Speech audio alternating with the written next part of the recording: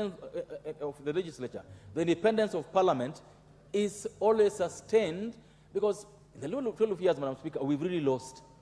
We've really clawed so much back on the powers and privileges of parliament that I hope this bill is able to return to parliament. Madam Speaker, I support. Thank you. The Honorable Kasim Tandaza, member for Matuga. Asante Madam Speaker kwa kunipatia fursa hii niweze kuchangia katika huu mswada muhimu. Kwanza nimpatie kongole aliyeleta mswada Mheshimiwa Chepkonga. Madam Speaker, ukiangalia majukumu ya Senate kama katiba inavyosema, haina haja na wakili kuweza kupambanua kwamba wao wanatakikana washughulikie masuala ya county, na jengine endapo kutakuwa na mswada wa kuweza kumngoa rais na naibu wake, hapo ndio masuala kama hayo yanafika kwa Senate. Lakini kwa hivi sasa ni jambo la kuhuzunisha kwamba Senate imeweza kuunda kamati sawia na zile za bunge. Sisi tukiwa takriban 300 na zaidi hapa, wao wakiwa watu 60, wameunda kamati ambazo wameweza kufuatilia tu vile bunge ambavyo ipo, ambapo imeelekea utapata mbunge wa Senate inabidi akae kwa kamati 4 ama 5, kwa sababu wenyewe ni wachache na kamati bado ni nyingi. Na kama mwenzangu alivyotanguliza, ukiangalia zile kamati ambazo wameunda, ni kamati kwa kusema kweli labda ziwe tu zitawapatia nafasi ya kusafiri nje ama kusafiri ndani na pengine kuweza kupata marupurupu wakiwa na hiyo mikutano, lakini najua wao wenyewe wanajua kwamba hawana ujuzi, hawana nguvu yoyote ya kuweza kutekeleza majukumu hayo. Kwa hivyo mswada huu utaweza kupeana mwelekeo na uweze kuweka kinaga ubaga kwamba wao wakubali, hawakushurutishwa kwenda Senate. Ikiwa wanataka majukumu zaidi, basi wako nayo nafasi ya kuja bunge ili waweze kushughulika na yale majukumu ambayo bunge inatakikana kufanya. Lakini kwa sababu walienda Senate kwa hiari, wajue kwamba wana majukumu yao ambayo pia si machache. Kama mwenzangu alivyotanguliza, ni kwamba wao wenyewe wanayadharau, labda wanaona hayana marupurupu ya kutosha, kwa sababu sio ni sababu matatizo ambayo yako kwa counties sahihi.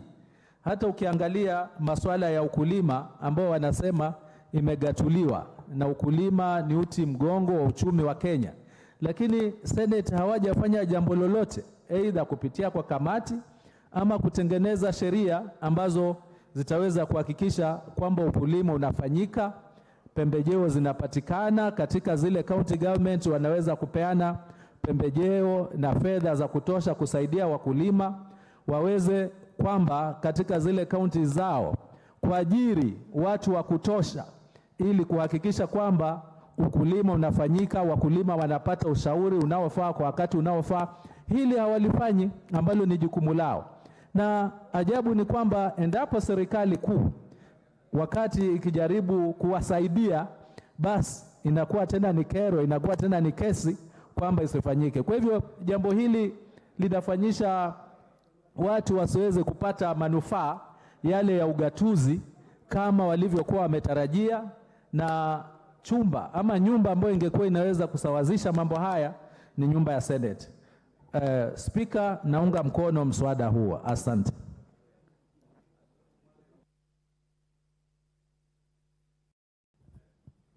Asante Bwana Speaker. Mimi pia nitaendelea kuzungumzia jambo hili kwa lugha yetu ya taifa vile mwenzangu kutoka Matuga ameanzisha.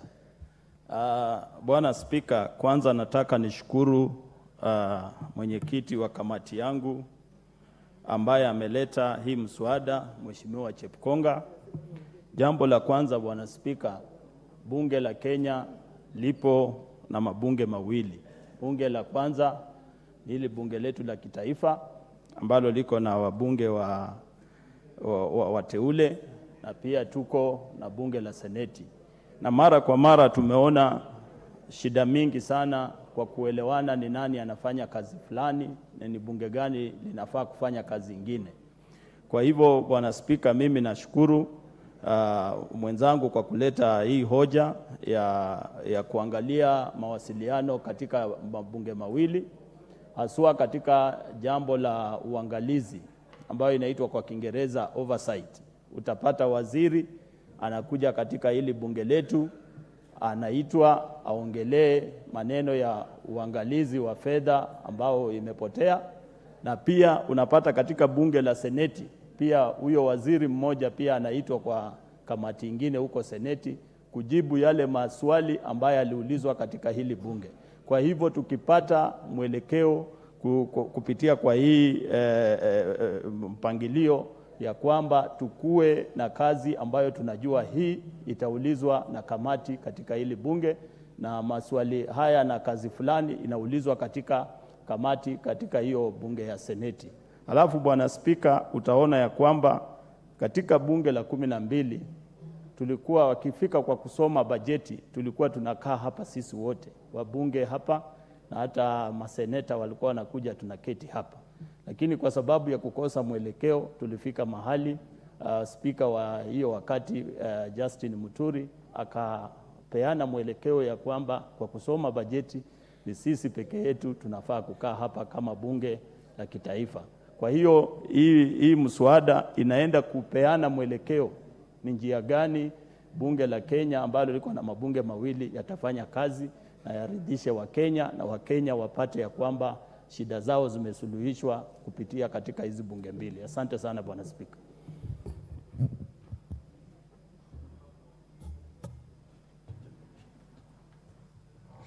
Thank you very much, Honorable Speaker.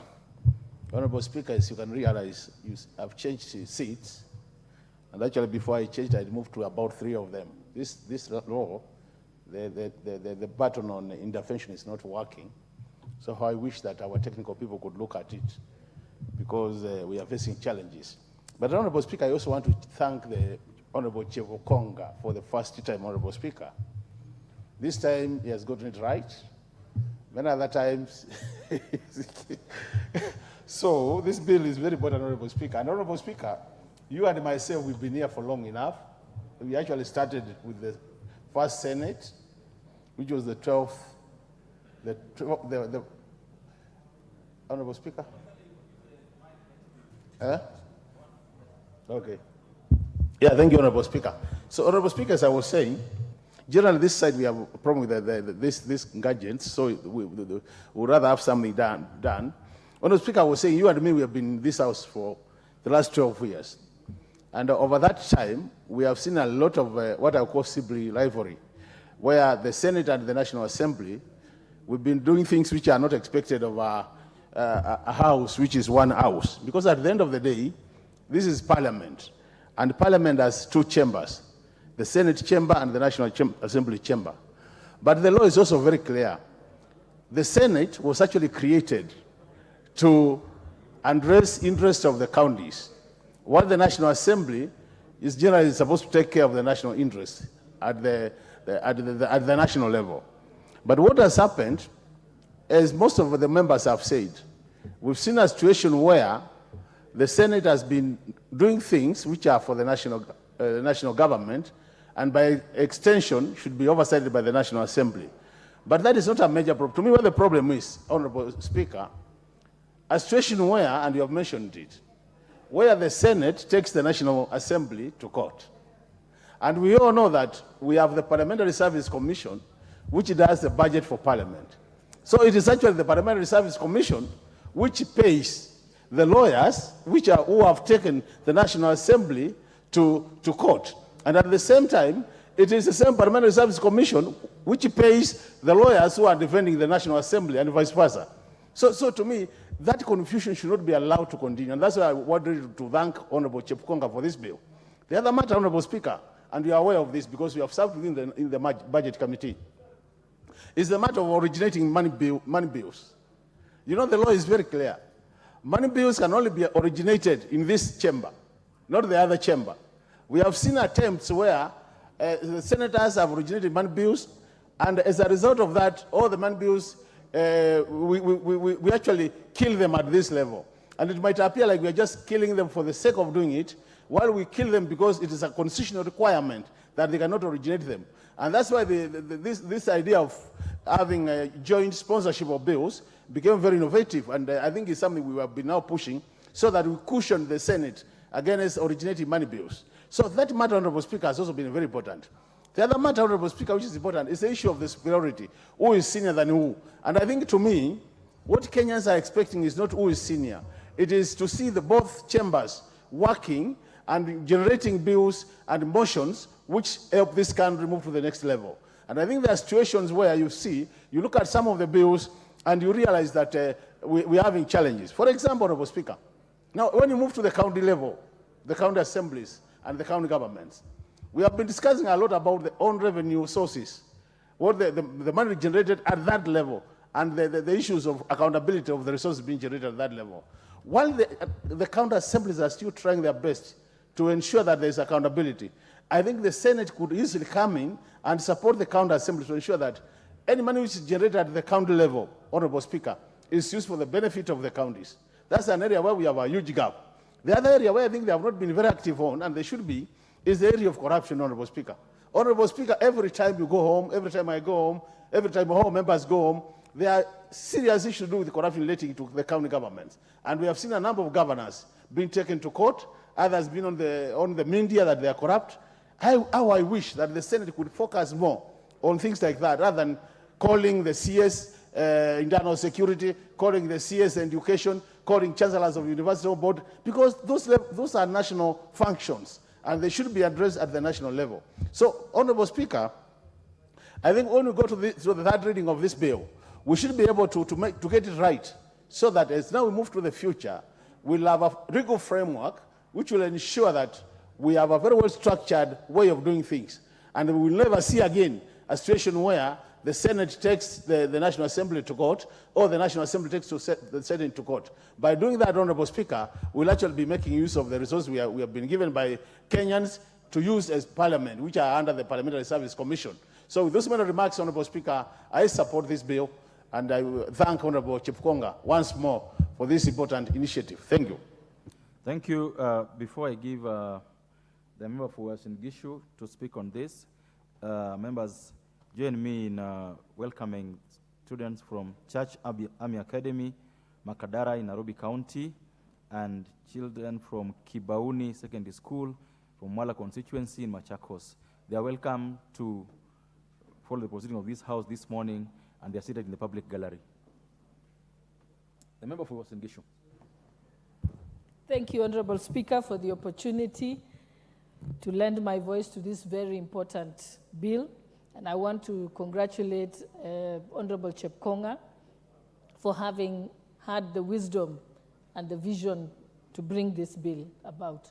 Because if the relations between Senate and the National Assembly could be streamlined, and if there could be guidelines on the roles and the areas that each of them should cover, we will become more effective. Sometimes it behoves us when we see Senate, oversighting the executive very vigilantly, yet they are not oversighting the governors or devolution at the same level. There are cases where we clearly see when we go around our counties that there is a hospital that has been built for the last 10 years and not completed at a great expense to the public. What is the Senate doing? The Senate could have been visiting that place and asking, how come money has been spent and the hospital is not complete? We have seen places where designs have been drawn and the hospital has 13. I know a case where a hospital had 13 theaters. Even Moi Teaching Referral Hospital doesn't have 13 theaters. So you can see that some of that have been designed so that it can be a corruption ring.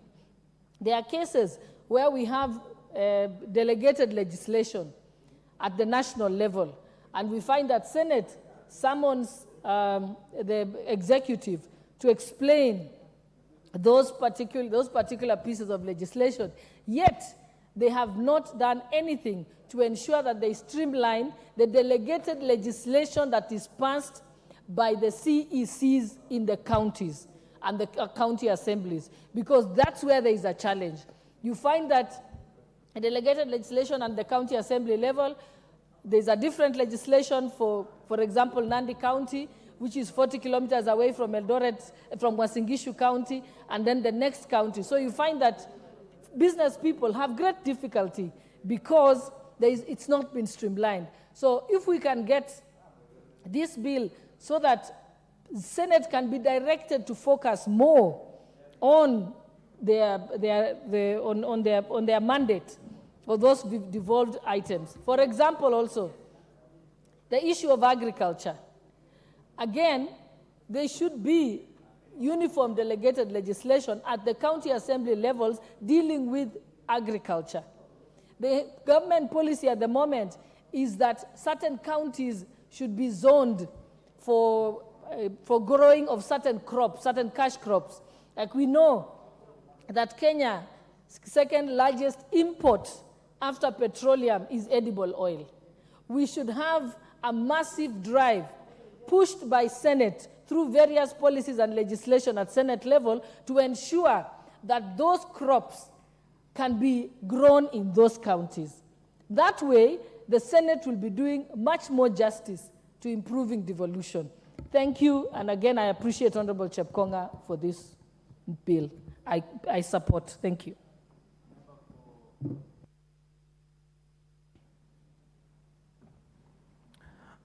Thank you, Mr. Speaker. Mr. Speaker, first let me congratulate Honorable Chepkonga on this bill.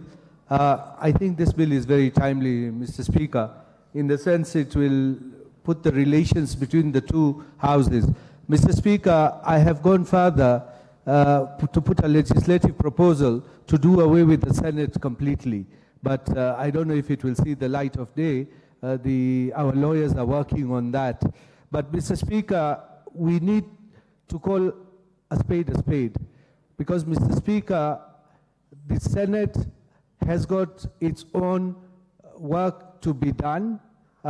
In the last parliament, I remember, or was it the 11th parliament, there was a time we called one of the parastatals, I think it was Kenya Airways, as the Committee of Finance of the National Assembly.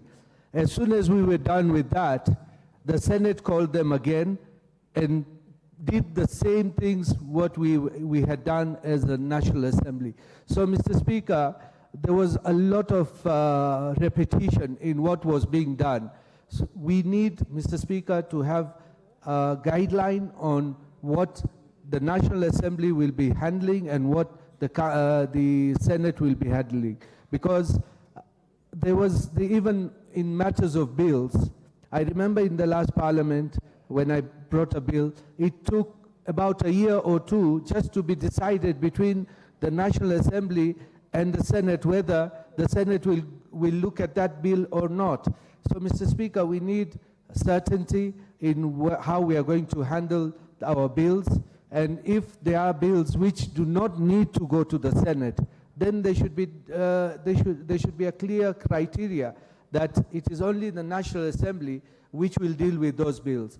Mr. Speaker, in the legislative proposal which I have asked the Speaker for the legal department to draft, is where I've said, let's do away with even the governors. We have mayors in the counties, so that, you know, the bad blood between the governors, the members of parliament, the senators, together with the executive, with the president, we can do away with that as well, Mr. Speaker. So I hope my legislative proposal will be prepared.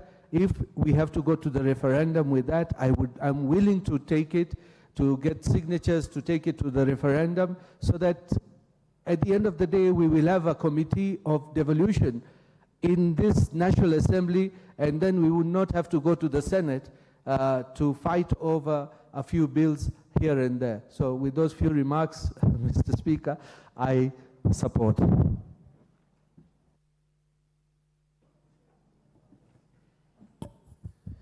Thank you, Mr. Speaker, sir, for giving me this opportunity to advance on the bill by my colleague, Honorable Chepkonga.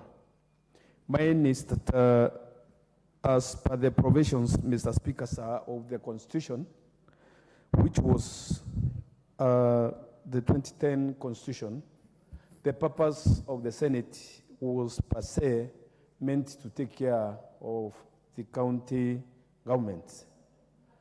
But as it speaks, or as we stand today, there are other interested bodies which have come up to at least try to give teeth to the Senate to an extent that now it's dealing with national matters other than concentrating on county government issues. If you look at it, the way the Senate is behaving these days is that it has assumed the responsibility of the National Assembly. The Senate has gone ahead to form all the form of committees which are formed in this National Assembly. The Senate has assumed the role of what is supposed to be done in the National Assembly, and you find that really the Senate has created work for itself. And as it is that the Senate or the interested powers to be are using the two houses to be in coalition so that they can have a chance to get in through and divide the same houses so that these houses cannot have powers to supervise and oversight the requisite provisions or the requisite duties of the national government.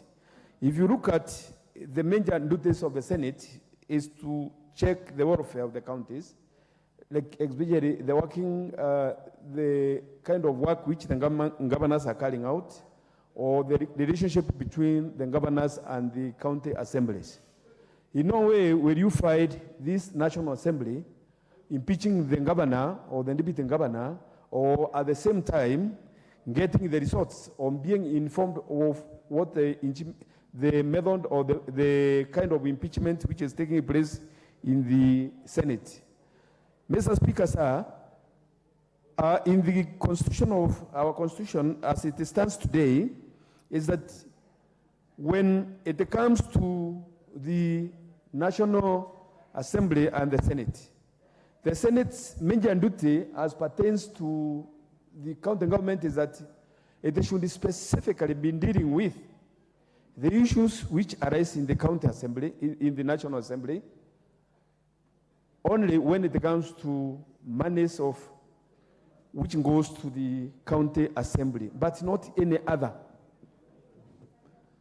The monies which goes to the county assembly, the monies which goes to the county government is the major duty which relates between these two governments. But if you check it clearly, if you go to county government these days, they have boundary disputes among counties.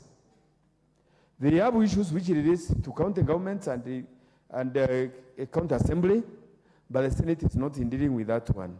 But this constitution as it is, it was meant that the Senate should be meeting not always as it does these days, be meeting only when there are issues relating to county governments. Mr. Speaker, sir, how comes that you find that the Senate has mandates to summon even the Minister for Defense, and the defense is a national matter? How comes that you find the Senate has the mandate to form a committee which deals with interior matters, and the interior matters deals with national government alone? The Senate has created work for itself, and it is duplicating work for the two houses, of which this duplicating is costing too much taxpayers' money. And this too much taxpayers' money is meant to be used for other developments and other than paying allowances for Senate traveling, Senate sitting allowances, Senate creating unnecessary committees. Otherwise, this bill of my colleague, Honorable Chepkonga, is timely, and it's the right one and at the right time. I thereby support the bill, Mr. Speaker, sir. Thank you. Thank you. Member for Seme. Thank you, Mr. Speaker. I rise to actually support this bill in principle. Mr. Speaker, this bill is actually key to devolution. The whole area of devolution will actually be supported by this bill. Schedule 4, which decides what is done at the county and what's done, if you look at it, the concept behind this is actually cooperation, not an adversarial arrangement, because that is the only way it can work. Because the role of the national government is policies and standards, and the role of the county government are implementation. In reality, you cannot split those two. Even if you take what is almost completely devolved, like health, and the policies and standards are still at the national level. So whatever the counties are doing, it must relate to what is happening at the national level in terms of policy and keeping the standards. So there's no way we can say Schedule 4 clearly delimits what level of government will do. It's not just practical. So it's therefore calls upon the two houses actually to always cooperate, because those standards and policies eventually will pass through this house. And that is why, Mr. Speaker, when you look at committees, committees often find themselves almost as a clash. There's a health committee in the Senate. There's a health committee in the National Assembly. And you would wonder why. Because when it comes to standards and policies, the National Assembly Committee for Health must look at what is happening. But when it comes to implementation, which is basically on the ground to a large extent level 5 downwards, then the Senate is responsible. So sometimes it is not that there is competition, but it's just that we don't have a clear delimitation. And it's not possible unless we agree and put it down. And I think those are the details we look at in this. Mr. Speaker, the issue of upper house and lower house has been an adversarial point for no reason in my own thinking. Mr. Speaker, this arrangement, the bicameral arrangement in Kenya, is different from bicameral arrangement in other places. The concept of upper house and lower house does not exist. What exists is the role that you are doing.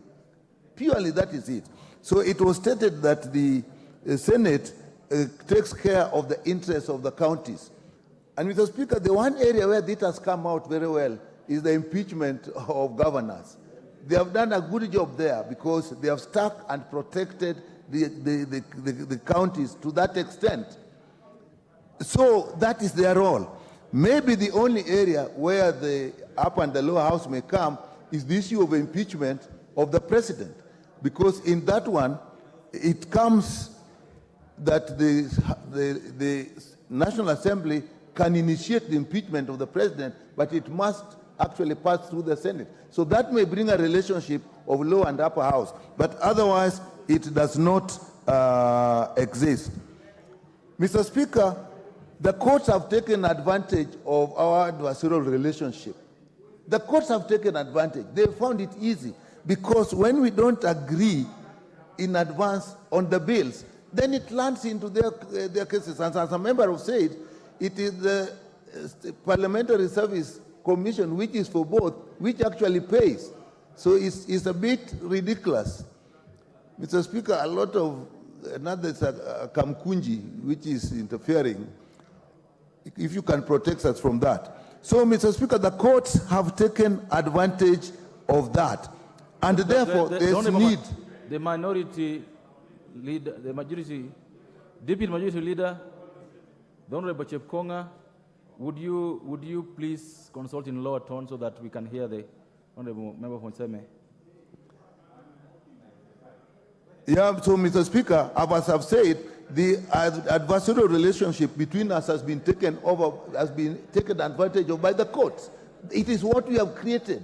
It is not the courts. We have lent ourselves to the courts because, Mr. Speaker, even now the laws allow very clearly before a bill comes before this house or any house that there should be an agreement on whether this is touching on the counties or not. And in money bills, it is also clear. So when we do not actually do that, then of course we lend it to the House. And therefore, Mr. Speaker, this bill, we'll have to look at it, and I'll only pray, Mr. Speaker, that let us not hurry this bill. Let us work through this bill in good time, let people see it, let amendments come, and so that when eventually we sort out the matter between the National Assembly and the Senate, it will have a very serious repercussion on what is happening even at the county. So that, with that, Mr. Speaker, I support. Thank you. Member for Baringo.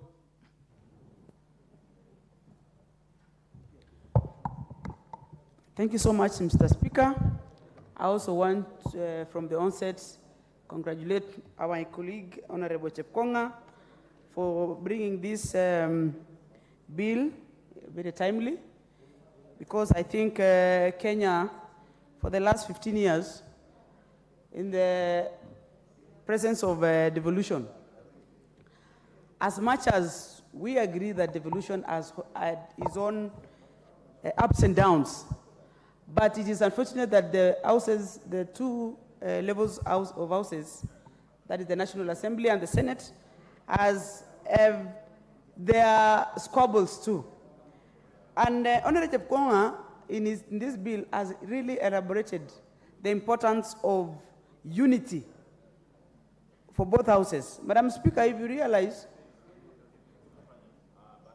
the importance of us working together and having seamless harmony while delivering services and representing the people of Kenya. The drafters of the Constitution 2010 had a very visionary idea of this bicameral. And we are realizing that as the time goes, human beings naturally, Madam Speaker, are brutish in nature. And that is why we are always having a sense of competition. Even when the resources are, as we know that resources has never been enough. But there is one thing that is coming about very clear. The Senate, to some extent, are really abdicating on their duties. They are supposed to take time and make sure that our counties are functional. Most of these committees, for instance, that we do, because we do most of the policy work in the National Assembly or the national government, if you look at the counties today, even when we are doing the revenue sharing, you realize the level of development, specifically the counties, is becoming wanting day by day. You speak about ministries or areas like health, for instance, in our counties is becoming uncontrollably misused because we are not able to get proper services. And I'm thinking, as a National Assembly, even as we do these bills and try to harmonize things, we want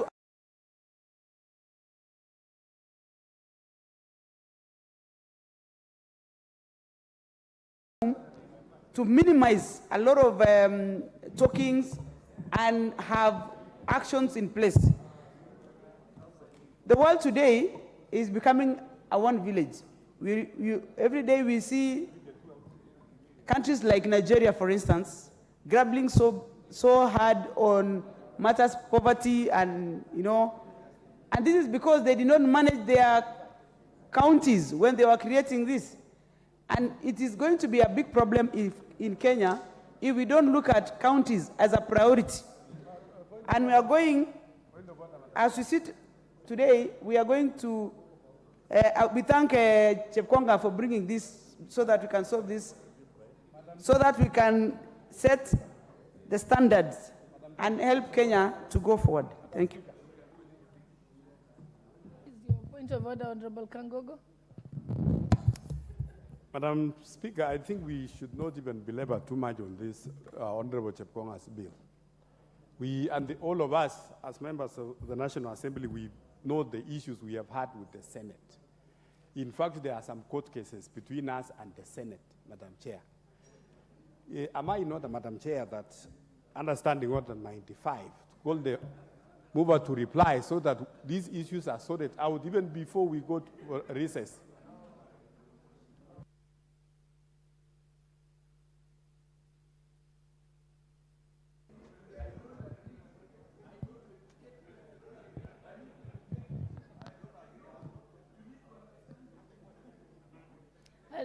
Members are in agreement that the mover should reply? Yes.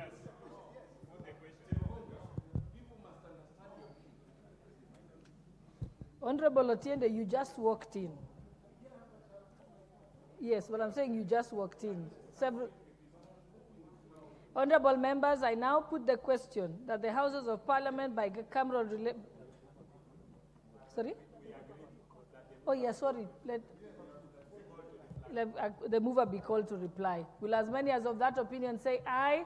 Aye. Will as many as of the contrary opinion say nay? Nay. The ayes have it.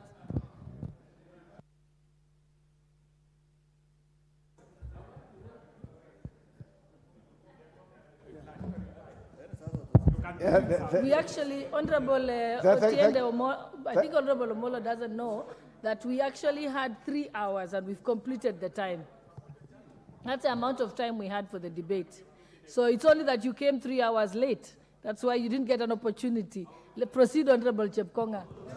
Yeah, I thank you very much, Honorable Speaker. Honorable Speaker, I hear Honorable Omolo and Otiende Omolo claiming that he was at NADCO. And you know, Madam Speaker, he defended this matter in court, and he can be given 3 minutes of my time. I donate 3 minutes of my time because he's a very good defender of issues of this house. Yes.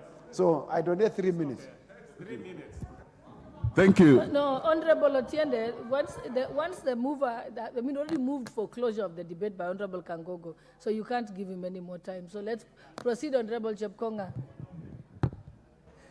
Thank you very much. Thank you. It was a good intention. Yes. Out of grace, mercy, we need to exercise. Madam Speaker, I wish to thank every member who has contributed to this bill, an important motion.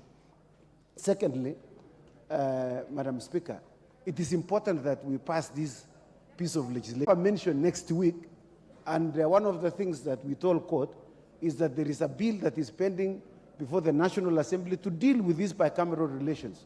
So if we don't pass it, we have nothing to show to court that we are doing something. It will amount to what we call hot air, that we were trying to mislead the court. And so with those remarks, I want to thank all members who have contributed and supported, and I therefore beg to reply. I thank you.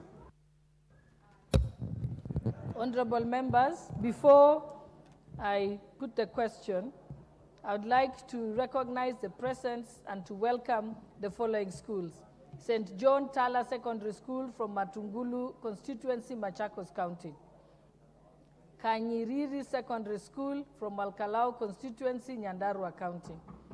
And Jenga Karume Secondary School from Molo constituency, Nakuru County. So honorable members, then allow me to put the question. Honorable members, I now put the question that the relations of the Houses of Parliament Bicameral Relations Bill, National Assembly Bill number 44 of 2023, be read a second time. Will as many as of that opinion say aye? Aye. Will as many as of the contrary opinion say nay? The ayes have it. Order number 16, Committee of the Whole House. Division of Revenue Bill, National Assembly Bill number 14 of 2024.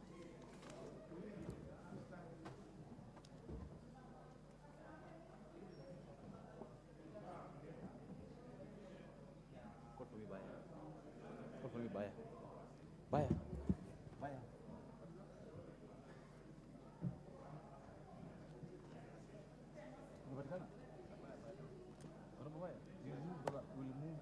We'll move this thing.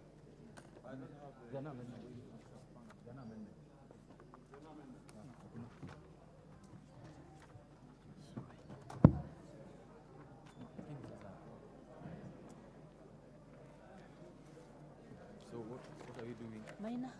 Yeah. Where is mine? Mine is. Oh, this is for Mheshimiwa.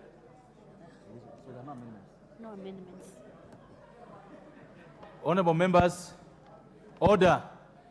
The Honorable Ndikiri, the honorable members, let's sit down. This will take 10 minutes or less. Order. Honorable members, may we resume our seats so that we proceed with this matter? We are in the Committee of the Whole House to consider the Division of Revenue Bill, National Assembly Bill number 14 of 2014. Honorable members, this bill has 5 clauses, and as of now, there are no amendments to any of the clauses. So we shall proceed. Clauses 3, 4, and 5. Members, I propose the question that clauses 3, 4, and 5 of the Division of Revenue Bill, Bill number 14 of 2024, be part of the bill. I now put the question that clauses 3, 4, and 5 be part of the bill. As many other opinions say aye. As many counter opinions say nay. The ayes have it. Schedule.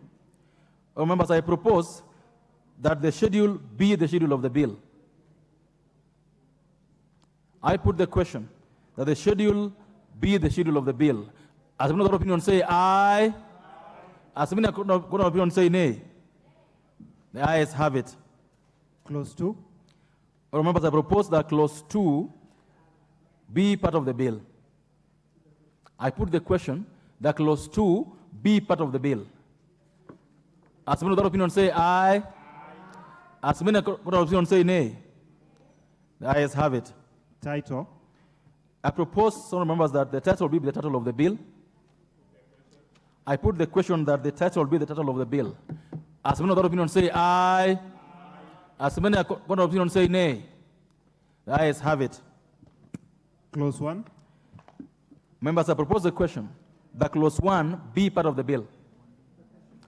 I put the question that clause 1 be part of the bill.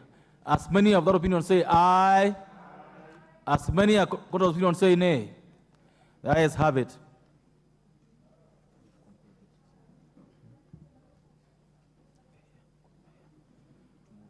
The mover of the bill to move for reporting, the Honorable Obaya.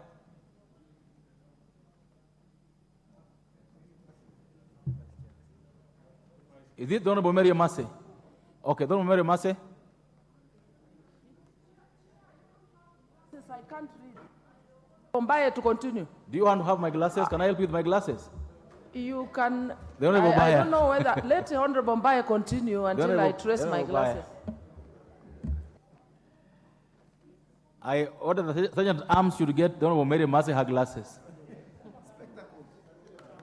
Are they glasses or spectacles? Okay. May the Sergeant Arms get Honorable Mary Massey her spectacles. Then Obaya, proceed. Okay. Honorable Chairperson, I beg to move that the committee do report to the House its consideration of the Division of Revenue Bill, National Assembly Bill number 14 of 2024, and its approval thereof without amendments. Honorable members, I now put the question, which is that the committee do report to the House its consideration of the Division of Revenue Bill, National Assembly Bill number 14 of 2024, and its approval thereof without amendments. Will as many of the opinions say aye? Aye. Will as many of the opinions say nay? The ayes have it.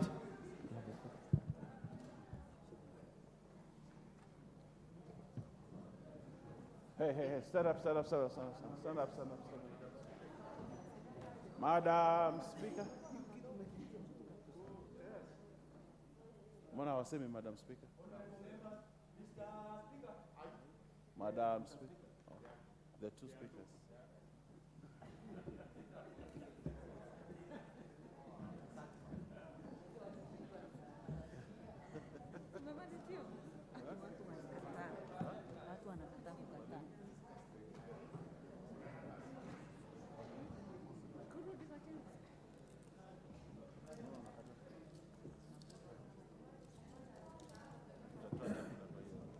I now call upon the chairperson to report to the House.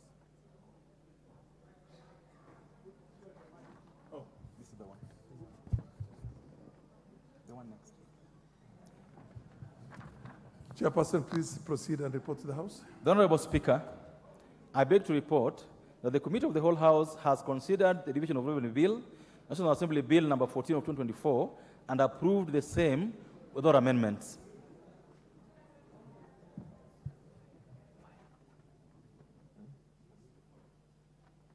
I now call upon the mover. Honorable Speaker, I beg to move that the House do agree with the committee in the said report. I also request the Honorable Chepkonga to second the motion for agreement with the report of the Committee of the Whole. Honorable Speaker, I second.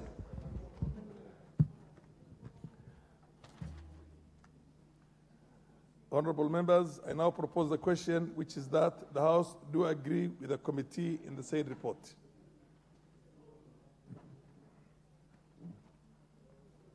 Honorable members, I now put the question, which is that the House do agree with the committee in the said report. As many as that appear and say aye. Aye. As many as contrary appear and say nay. The ayes have it.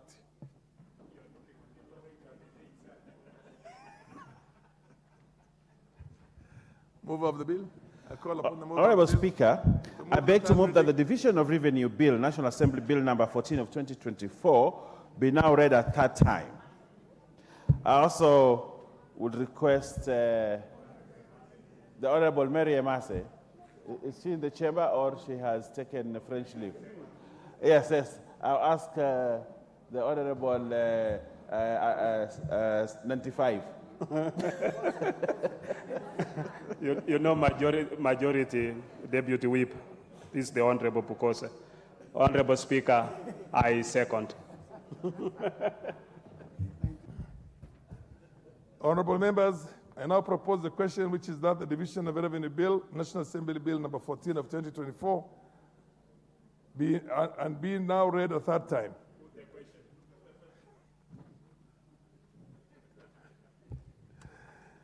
Honorable members,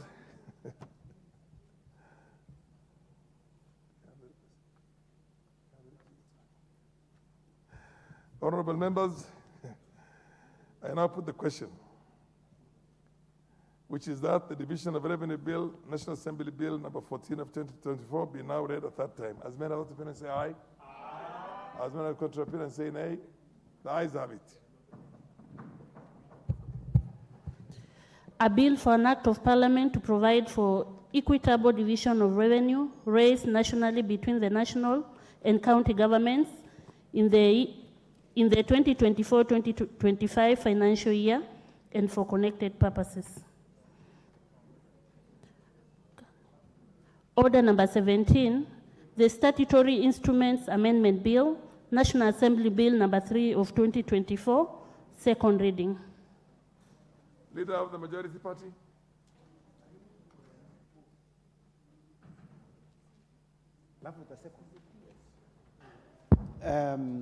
Thank you very much, Honorable Speaker. Honorable Speaker, I beg to move the Statutory Instruments Amendment Bill 2024 be read a second time.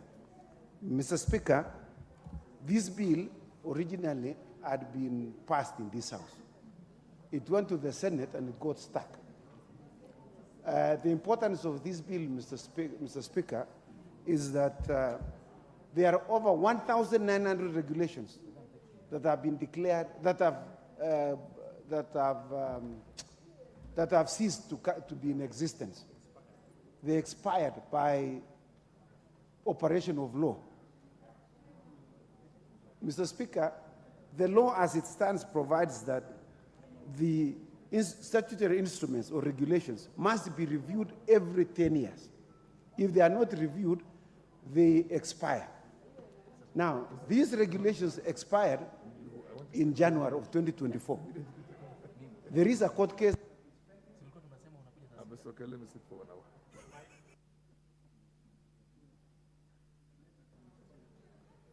What happened to the mic of Chepkonga? Yeah, thank you very much, Honorable Speaker. The import of this bill, Mr. Speaker, is to resuscitate all those regulations that have expired through a fluxion of time. You know, it is bad practice, Mr. Speaker, that regulations should expire through a fluxion of time and not pursuant to events. You know, the parent acts or the legislations that created these regulations are still in existence. They have not been reviewed. And so you are saying that the regulations should just lapse on account of passage of time. That is not good law, Mr. Speaker. Laws must follow events. That something must happen. Either main or the parent act has been reviewed so that those regulations are also reviewed. But if the parent act has not been amended, so why should the regulations come lapse as a result of just passage of time? The committee has examined these proposed amendments as contained in the bill. We conducted public participation. The Attorney General appeared before the committee. The Kenya Law Reform Commission appeared before the committee, and we received very important and significant contributions from the two. And as a consequence of their contribution, Mr. Speaker, we are proposing to move certain amendments to clean the bill as it is. The main thing of this bill, Mr. Speaker, is to regularize the regulations that have lapsed. Two, to also ensure that one, when a regulatory making authority fails to submit regulations within the prescribed period, that is within 7 days, those regulations will be deemed to have become a nullity.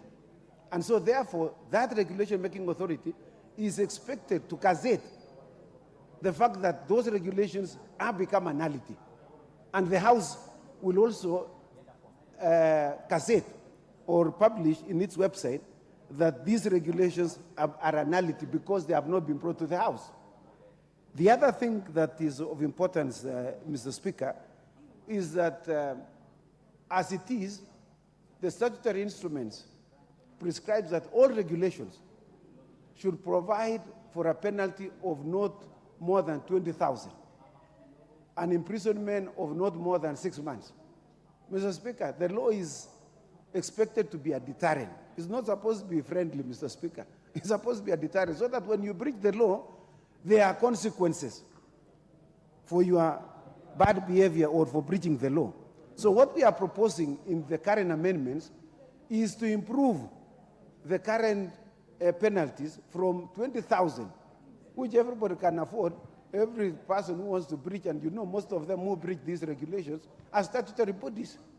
So we have improved the penalties from 20,000 to 1 million, to a maximum of 1 million shillings, and to imprisonment of not more than 5 years.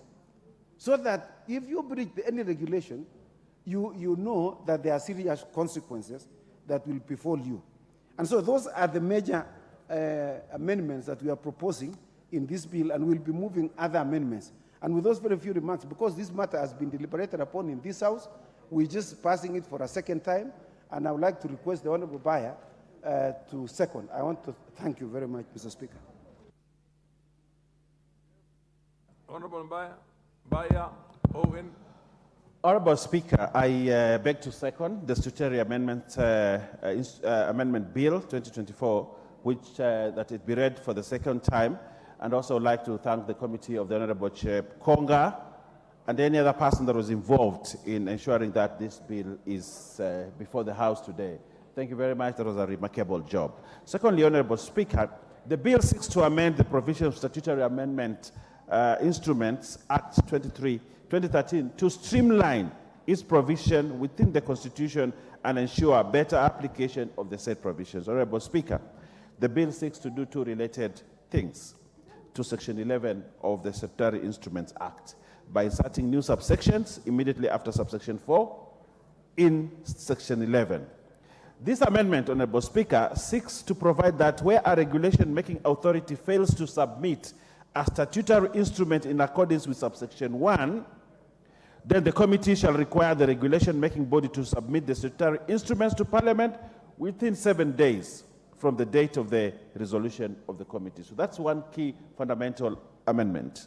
Two, the amendment under clause 2 seeks to provide that notwithstanding subsection 4 and 5, Parliament may, where a statutory instrument ceases to have effect in accordance with subsection 4, notify the public in the parliamentary website. And I think Honorable Chepkonga has ably enunciated on that. Honorable Speaker, clause 3 of the bill seeks to amend section 12 of the Principal Act by proposing its deletion. This is to align the Act with the constitutional provision on Parliament's power to delegate its legislative making authority as per Article 94(5).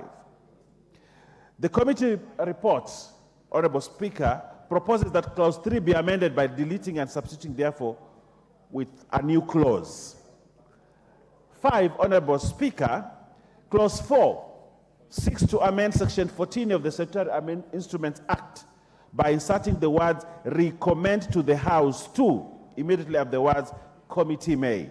This is to require the committee, whenever it recommends for an exemption of a statutory instrument from scrutiny, the exemption may only be done subject to approval by the House, Honourable Speaker. And lastly, Honourable Speaker, if you may continue to indulge me, the bill seeks to amend Section 19 of the Statutory Instruments Act by deleting and substituting the same with a new subsection. The amendment provides that where Parliament has adopted a report or as a resolution that a statutory instrument be annulled, 1, the instrument shall stand annulled, and 2, the clerk of the relevant House shall publish the annulment in the parliamentary website and shall convey the resolution of the House to the regulation-making body. Further, Honourable Speaker, the amendment provides that upon receipt of the communication from the clerk, in accordance with this section, the regulation-making authority shall publish the amendment in the Gazette within 14 days. Honourable Speaker, this bill amends the title of Part 5 of the Act by deleting and substituting with a new heading as Part 5, Purpose for Review of Statutory Instruments. Honourable Speaker, I think this bill, as I have enumerated, is very important to align the Statutory Amendment, the Statutory Instrument Act with the Constitution, again, to also, ably spoken by the Honourable Chepkonga, to ensure that we do not have regulations lapse by dint of time, but by dint of events. And that is why this instrument today is before the House. I request that, as members, we support this bill so that the regulations that come to this House, like you have heard from the Honourable Chepkonga, that we have over 1,000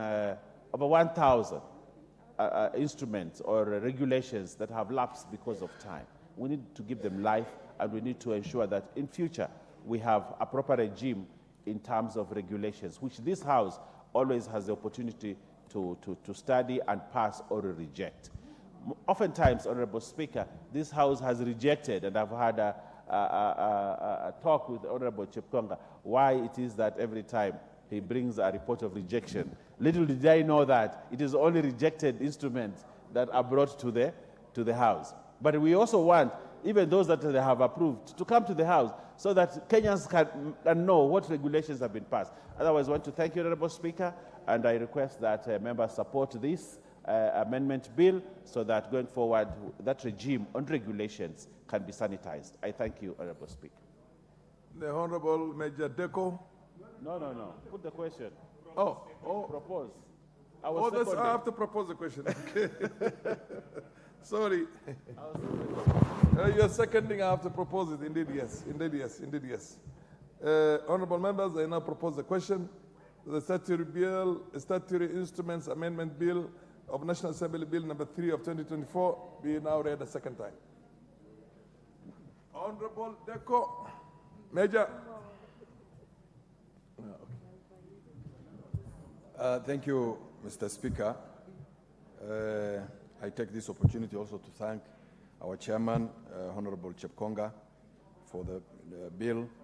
As has been said by both the mover and the seconder of the bill, there are fundamental issues that are raised here, and one of them being, and we have seen in the past, Mr. Speaker, that some of the regulation-making authorities, mainly the cabinet secretaries, publishing certain regulations also that are not within or have not gone through the legal processes. And some of those are the things that is trying to address on this bill, that some of facts that are produced here or amendments that have been brought issues of levies or fines being levied on or fined against those making regulations. We have been looking at that bill, and I've realized the fine for 20,000 shillings and a maximum pen of 6 months was not adequate enough to address those issues. And we have proposed in the bill that a maximum of 1 million shillings, so that it becomes a deterrent for those making those regulations to bring it to the Committee of Delegation and to the House eventually. And also addresses the issue that in the event that some of these regulations lapses and they are published by they continue being in force, then the House has the authority to declare it null and void and to address through the public and not necessarily through the making authorities. And the 7 days given to the authorities making these regulations is adequate enough for them to bring it to the House so that these things are deliberated. Anything that goes through, does not go through this House, should be declared as null and void. For those few remarks, I support. Thank you very much. The Honorable Murugara Gitonga.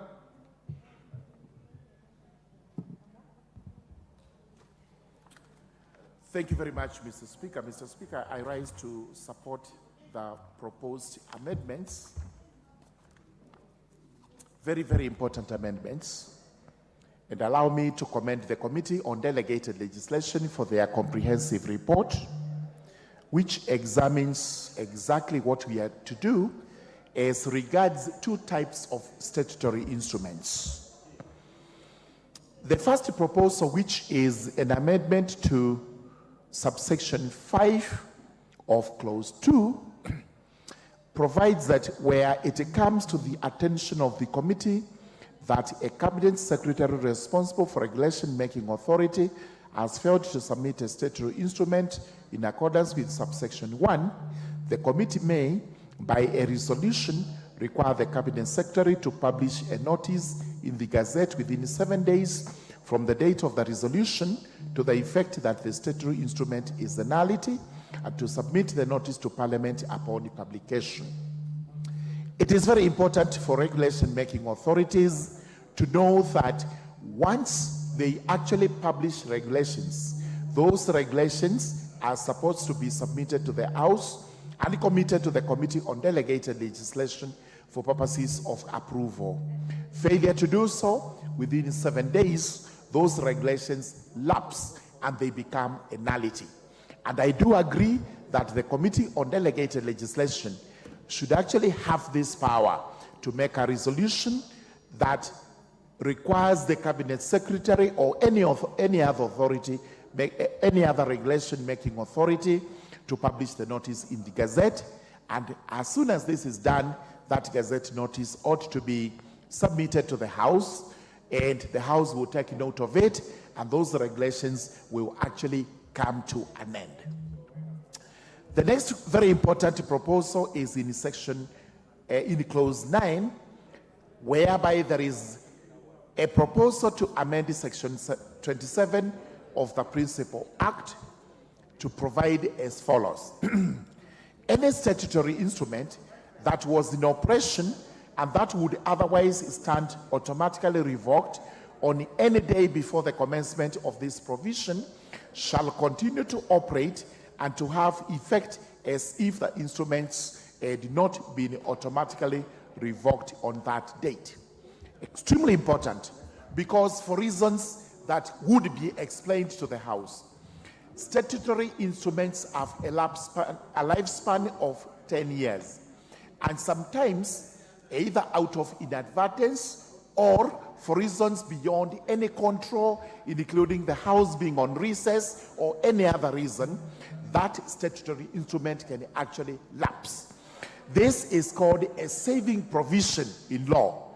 We now wish to put in a provision towards the end of the Statutory Instruments Act to make a saving, that when this lapsing operates by automatic effluxion of time, then it is saved by this provision that it would continue to operate automatically until such a date when it is either renewed or revoked.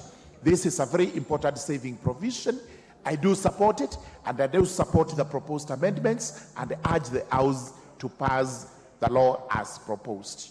I do support the bill. Thank you, Mr. Speaker. Honorable members, I want to recognize the presence in the gallery of students from Kiurani Secondary School from Mara constituency in Tharaka Nithi. And I think I will give an opportunity to the Member of Parliament for Tharaka Nithi just to say a word before we continue with the... Oh, Member for? Oh, why did they put Mara in Tharaka? Okay. Member for Endebess, I think there was a problem here in the manner in which it was. Is Tharaka Nithi, yes. Okay. Thank you, Honorable Speaker. Honorable Speaker, I stand to support this statutory amendment bill. This is a very important bill, Honorable Speaker, because for one, it is regularizing those instruments or regulations that would have expired as per the initial law. And I think that was actually an exercise that, or in nullity, because regulations once created, they are supposed to operationalize the act. So when you have those acts in place and then you have regulations that the regulations have died, then what happens to the act as it is the ones to operationalize?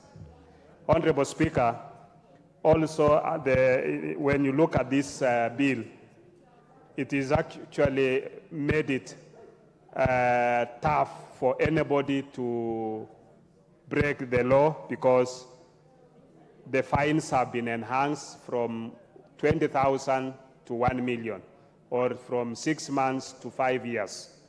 Secondly, Honorable Speaker, this bill has also made it given timelines for which once a regulatory body comes up with regulations, it has 7 days after gazettement to make sure that those regulations are forwarded to Parliament, because Parliament is the only body that is mandated by Constitution to do law, to make laws.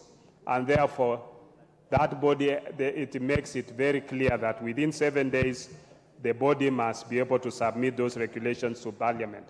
It is also made it clear now for Parliament that if a law is annulled, then Parliament must be able to put it in the website. And that will make more Kenyans, more people to be informed about those regulations, whether they are in existence or not in existence. So with those few remarks, Honorable Speaker, I support. The Honorable Professor Nyikal, followed by the MP for Marakwet West. What? Thank you, Mr. Speaker. I also stand to support this bill. Mr. Speaker, let me just reiterate what I said. This is an extremely important bill. Today, we had to move it ahead so that it is discussed this morning because we wanted to fast track it. In the afternoon, it will be in the committee of the whole House. Mr. Speaker, you can see how much little time people have had to look at it. And that's why I said and I repeat that if we continue with this kind of speed, the populace will lose faith in the House. And that is a dangerous thing. But having said that, this bill actually traces back from the history of regulations, when a long time ago, the ministers were given authority to publish regulations, and that was it. They then went into effect. And therefore, a lot of regulations went that people were not aware about, the House was not aware about, thus giving them at that time the power to make regulations that were part of law, which our Constitution now has abolished. So I think that is important we do that. And it now therefore calls that if the minister or whoever publishes the regulations but fails to submit it, will know that after 7 days, that will not now work. It becomes a nullity. I think that is something that I will support, so that just publishing it is not enough. It must come to Parliament. Mr. Speaker, it also provides that when there's a feeling that some regulations should be exempted from the normal scrutiny, that should only be done by the House. I think I commend the committee for realizing that when they are exempting, which means they are exempting themselves. Therefore, the House must take over and see why that exemption is taking place. And again, once there has been annulment of a regulation, people should know. So the requirement that it must be in the website, the parliamentary website, and then published by the minister, thus is that it should be. But Mr. Speaker, I think maybe you are not here in the morning. My argument that Honorable Murungara was not quite keen on, I think the main reason why we probably hurried this is actually clause 7. Because I think it's clause 7 that we are dealing with automatic revocation, so that there are a number of regulations that are in place that are now nullified because they have not been reviewed, and therefore they are automatically revoked. Now this one limits that revocation should not be automatic, that it should be looked at. I think it's a reasonable thing to do. But as I end and support, we must always give time for members to understand bills, participate, and make amendments. Even if I wanted to make amendments, the law itself, our standing orders, prevents me from making amendments between now and 2:30 when it comes to the House. We should actually respect our own standing orders and not create situations which makes them inoperable. Thank you, Mr. Speaker. MP from Marakwet West. MP from Marakwet. Thank you. Where yes, I'm here, Honorable Speaker. Proceed. Honorable Speaker, thank you for giving me an opportunity to contribute on this very important bill, and I wish to thank Honorable Chepkonga for this bill. Honorable Speaker, this act, the apparent act, the Statutory Instruments Act, was passed in 2013. Honorable Speaker, however, there was a mischievous provision under that particular legislation providing for a lapse of statutory instruments passed pursuant to that particular legislation after 10 years. Honorable Speaker, if you read under the apparent act, it provides very clearly under the apparent act that is section 27, that despite any provisions, any regulations, order, or notice shall immediately, before the commencement of this act, lapse after 10 years. Honorable Speaker, what we are doing here is we are saving the lapse of provisions of statutory provision elements, statutory instruments that were passed 10 years ago. So, Honorable Speaker, this is a very important piece of amendment so that we can be able to save statutory instruments that were passed 10 years back. Honorable Speaker, subsequently, if you read this particular amendment, particularly under clause 2, it provides, Honorable Speaker, that originally under the apparent act, that if a regulation-making authority was unable to submit a published statutory instruments within 7 days to this House, then automatically that particular piece of instruments will lapse. But what we are doing in this House under this particular amendment is we are saving that particular lapse by requiring the committee to call for that particular instrument before it lapses. But, Honorable Speaker, my major contribution on this issue is this. Parliament is a law-making body. I have always argued that we are giving another authority to make law on behalf of Parliament. Honorable Speaker, if you read the Statutory Instruments Act of 2013, it provides that whenever an instrument comes for this House, two things happen.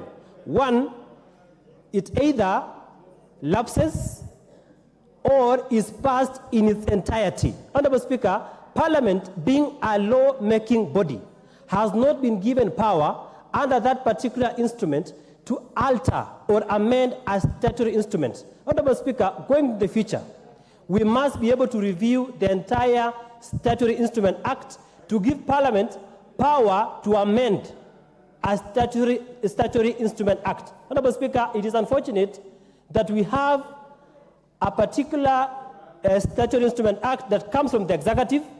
This House looks at it in its entirety. And Honorable Speaker, Parliament has no say on that particular document. Parliament just looks at it and has two options, either to pass it in its entirety or secondly, to revoke the same. So, Honorable Speaker, I urge the committee that is in charge of this statutory instrument to retreat and think of a way that Parliament can be allowed to relook at a statutory instrument document with a view of either amending or introducing new provisions in that particular document. Because, Honorable Speaker, it is taking away the law-making power, the law-making authority of this House. Honorable Speaker, I submit. The Honorable Mutuse, followed by the Honorable Beatrice Elachi. Thank you very much, Mr. Speaker. I will be very brief. Number one is to thank the Committee on Delegated Legislation led by the very able Samuel Chepkonga for a job well done. They have done a good job in terms of listening to the public as required by our Constitution and Article 118, and also incorporating the views of the public, because public participation is mandatory in lawmaking. Number two, Mr. Speaker, the principal object of the amendments to the Statutory Instruments Act, as stated in the objective clause of the amendment bill, is to align the Statutory Instruments Act to the Constitution, and particularly to Article 94(5) of the Constitution, which requires that no body and no other authority other than Parliament can make anything that has the force of law in Kenya. And therefore, the exclusive mandate of lawmaking is conferred by the Constitution on Parliament. Parliament would recall, and Kenyans also know, that there has been many bodies around in this country that have been publishing regulations and other statutory instruments without the approval of Parliament. And therefore, by making it mandatory to align with the Constitution that you cannot have a statutory instrument, be it regulations, be it circulars that have the force of law without the approval of Parliament, is in itself very, very progressive. Number two, Mr. Speaker, it is absurd to have a time requirement for expiration for regulations to expire. Under Section 27 of the current Statutory Instruments Act, regulations are given a lifespan of 10 years. And one would wonder why the regulations would expire when the parent act is still in operation.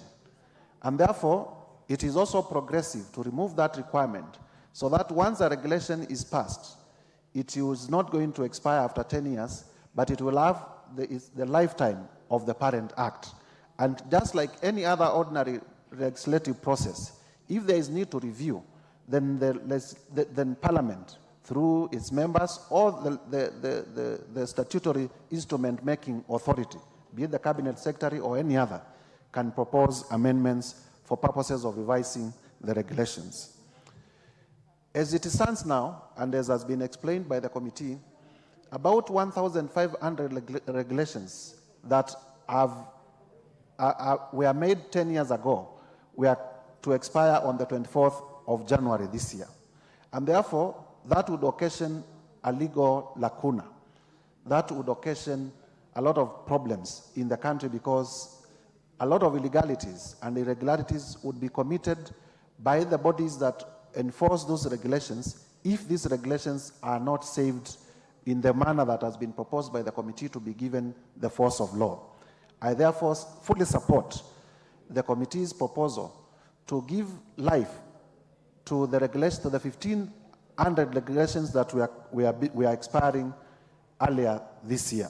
And although it may appear to be retrospective, I think it is justified. And with that, Mr. Speaker, I beg to support. Honorable Elachi. Thank you, Mr. Speaker. Mr. Speaker, I also rise to support. And Mr. Speaker, just to say that the statutory instrument amendment bill, or a statutory instrument, provides rules for the making and revocation of statutory instruments made directly or indirectly under any act of Parliament or any written legislation. Mr. Speaker, when you realize that this is the House that will ensure, because what it is saying in simple way is how do you ensure you realign yourselves, you have an act, and with that act you'll have regulations, because most of the regulations come in to guide whether there is any costing to citizens or any other institution. And therefore you have to have regulations for guidance. And Mr. Speaker, you realize just the other day, the President has now ascended on the affordable housing. And we need regulations to guide now the process on how we shall ensure these houses not just are built, but in terms of ensuring you build the houses, the quality of the houses there, and who is this owner who is taking this house. Without regulations, Mr. Speaker, it will be very, very difficult. Mr. Speaker, the other thing that it helps in terms of content. And so that when you're doing an act, you have to always query and ask yourself, how will I indeed ensure this act is able now to do the things that I have said they need to do? And so the regulations now come in to make you implement the act. And so, Mr. Speaker, when I look at the memorandum of objects, the Bill 6, I'll say clause 4, the Bill 6 to amend section 14 of the Act to provide that where the committee recommends an exemption of any statutory instruments for scrutiny, then the exemption may only be done subject to approval by the House. Mr. Speaker, this is where most of the time we've been having challenges as Parliament, because you find that we have an act, it's explicit, it explains on everything that needs to be done, but then any parastatal or any institution will just decide, and that's what happened in the last regime. And that's why many of these regulations came back to this House to be quashed. But then we never asked ourselves, I remember, Mr. Speaker, even when we quashed the ones for tea, we didn't remember that we took them back to the old regulations. And so it is important for now, and I'm hoping as we pass this, that indeed we are now going to look to each regulations and guide each sector to have clear regulations on what they need. And if we have regulations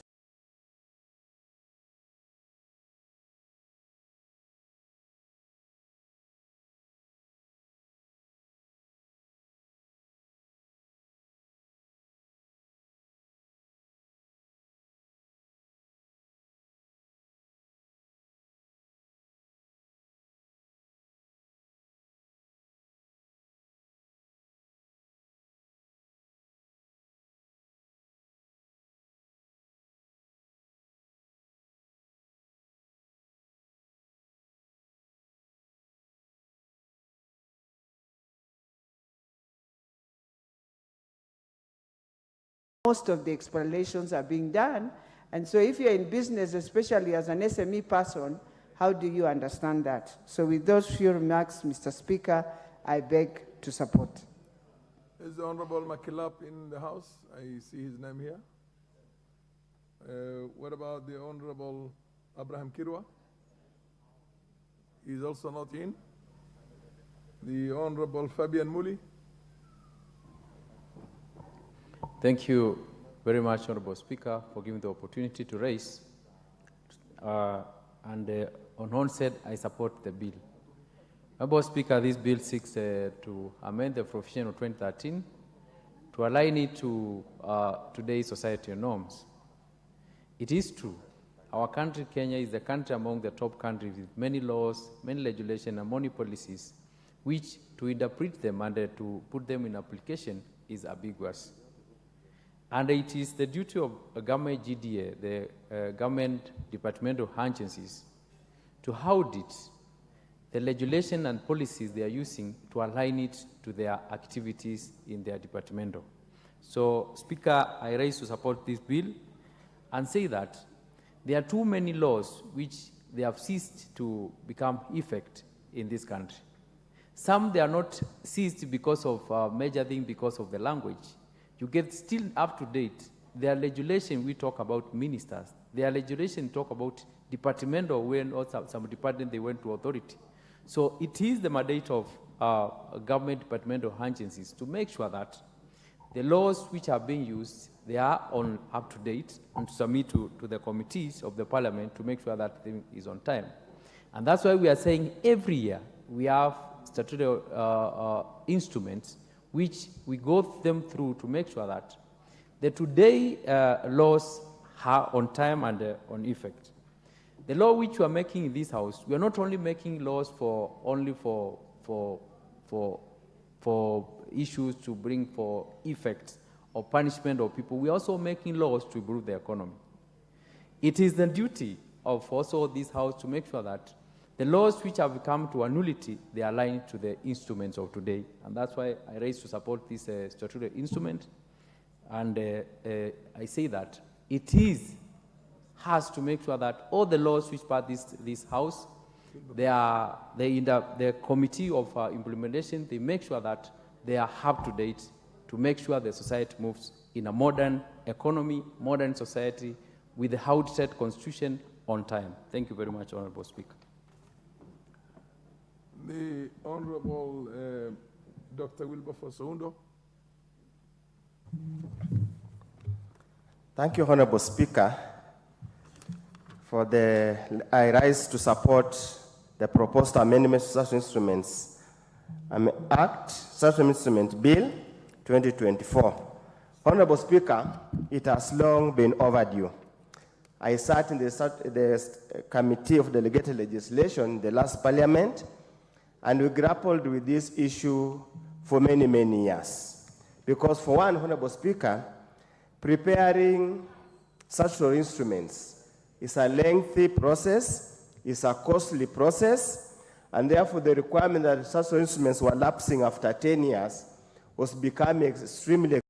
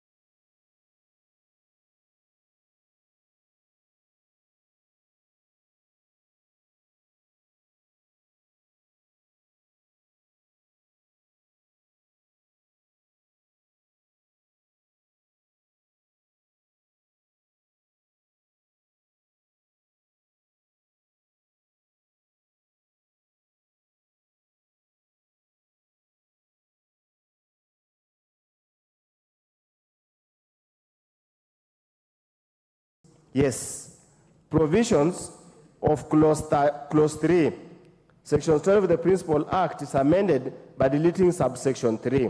And Honorable Chair, subsection 3 deals with the provision of subsection 1 shall not apply to any rules, regulations, and orders emanating from a court of competent jurisdiction in Kenya. Honorable Speaker, the import of deleting that particular clause is that any rules and regulations affecting the conduct of court process will be subject to such an instrument act. And that was never the spirit.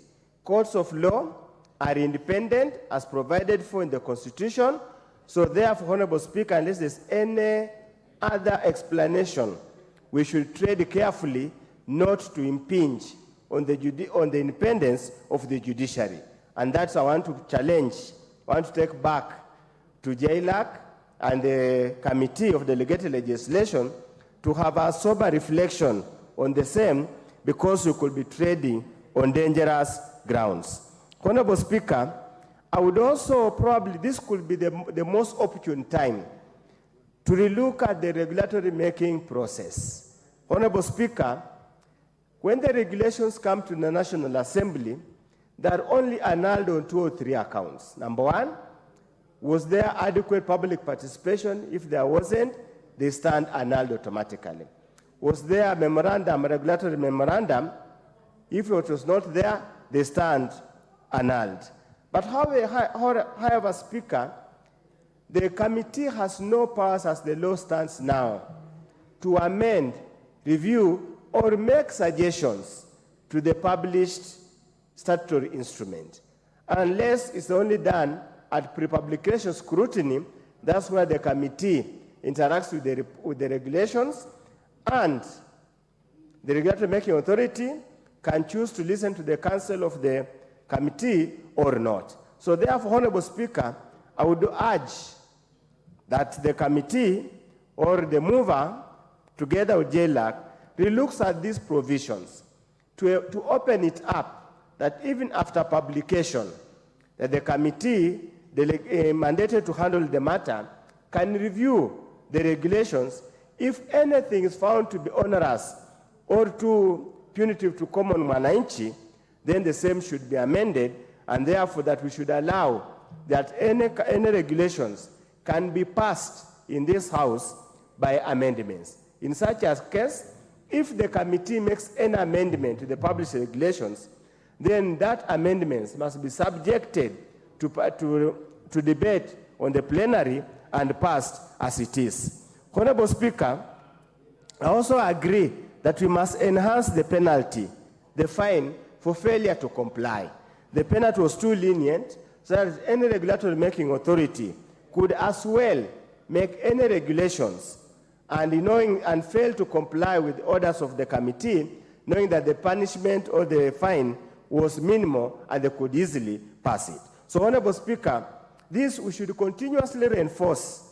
We must ring-fence the role of Parliament in making laws. Regulations have got, in fact, have got a higher impact than the Principal Act.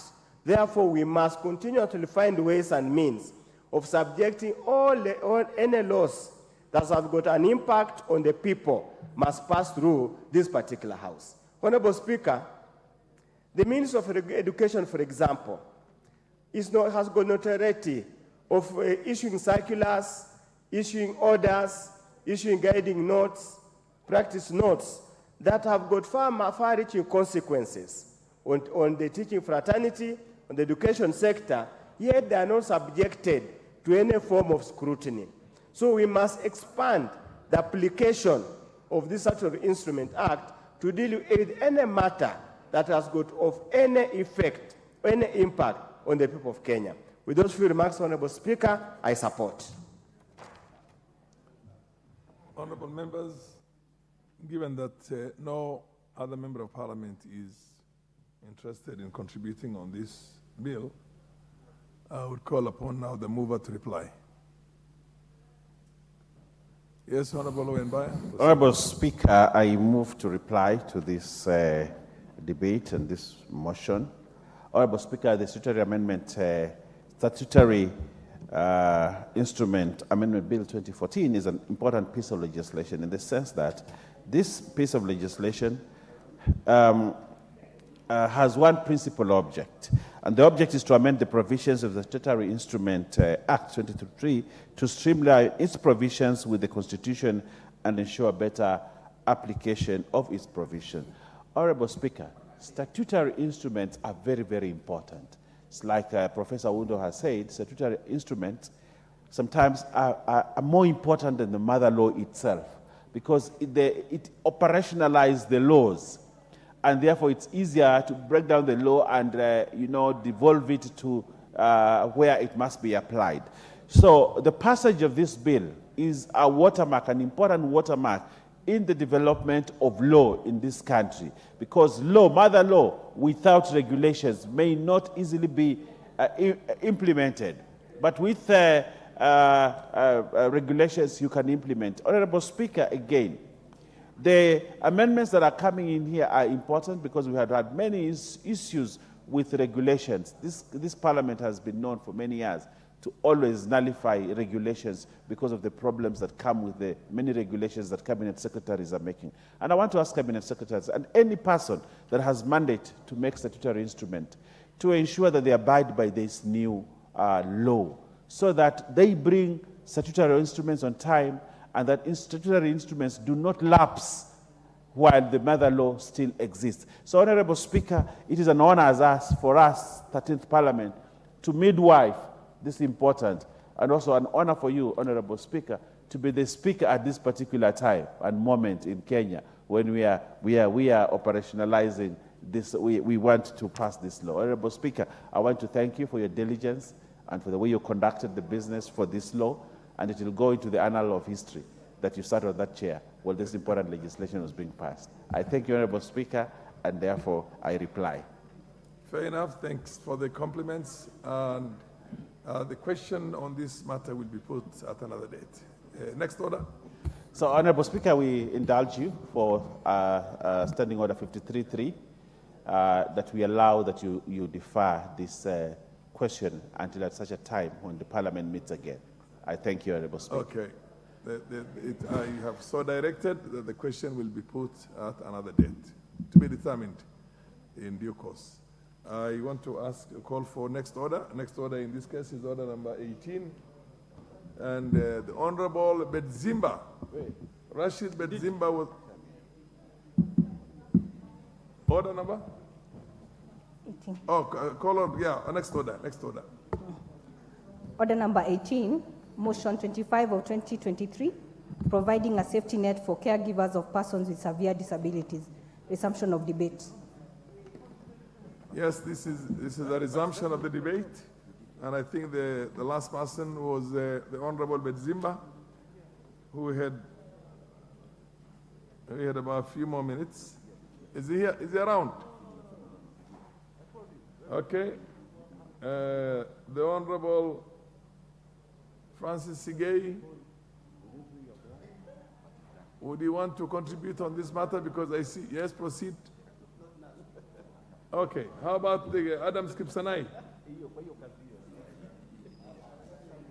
Okay, proceed, Adam Skipsanai. Thank you very much, Mr. Speaker. Mr. Speaker, I first want to congratulate Honorable Kiara for bringing this great motion. Mr. Speaker, all of us are candidates of disability. In one way or the other, we have a relative, a child, a friend who is living with disability. Mr. Speaker, mostly we tend to concentrate so much and think that disability is something that is far much away from us.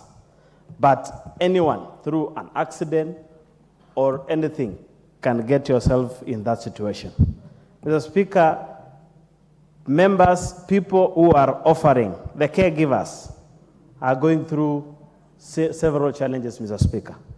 Mr. Speaker, it is important that as a country, we think of how we relieve some of these tests by providing some tax relief, like those ones that we give to the persons living with disability. We give tax relief to those caregivers so that at least we can ease the burden of taking care of those persons living with disability. Mr. Speaker, it should be in the mind of every member or every Kenyan to know that the cost which is being incurred to take care of these people is not easy.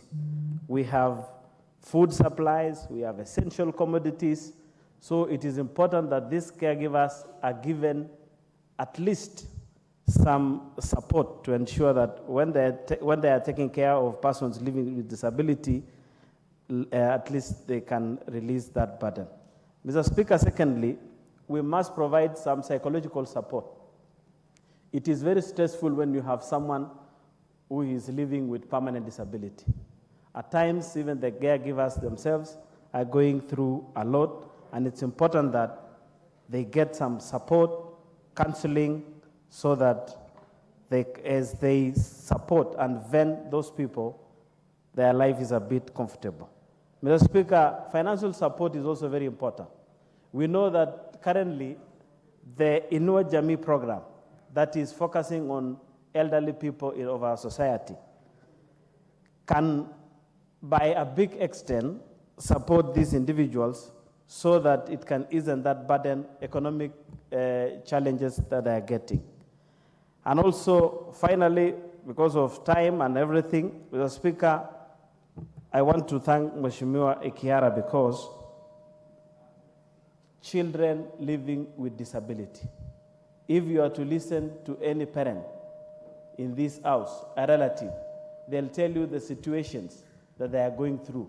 Even when they are traveling with their kin, some of the public means that we are using as a country is not accommodative to persons living with disability. And the stress is not only limited to the individual, but also the caregiver himself or herself. So, Honorable Kiara, thank you very much. As a country, we must focus on the caregivers so that they can help our people proceed well. Thank you very much, Mr. Speaker.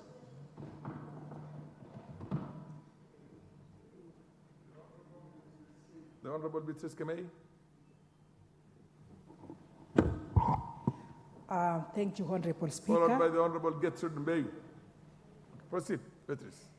Thank you, Honorable Speaker, for giving me this opportunity to support this motion by Honorable Dorothy for providing a safety net for caregivers of persons living with severe disabilities.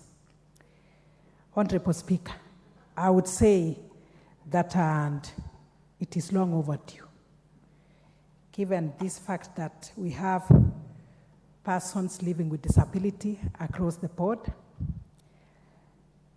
And this specifically, I can talk about the children, that is under 18.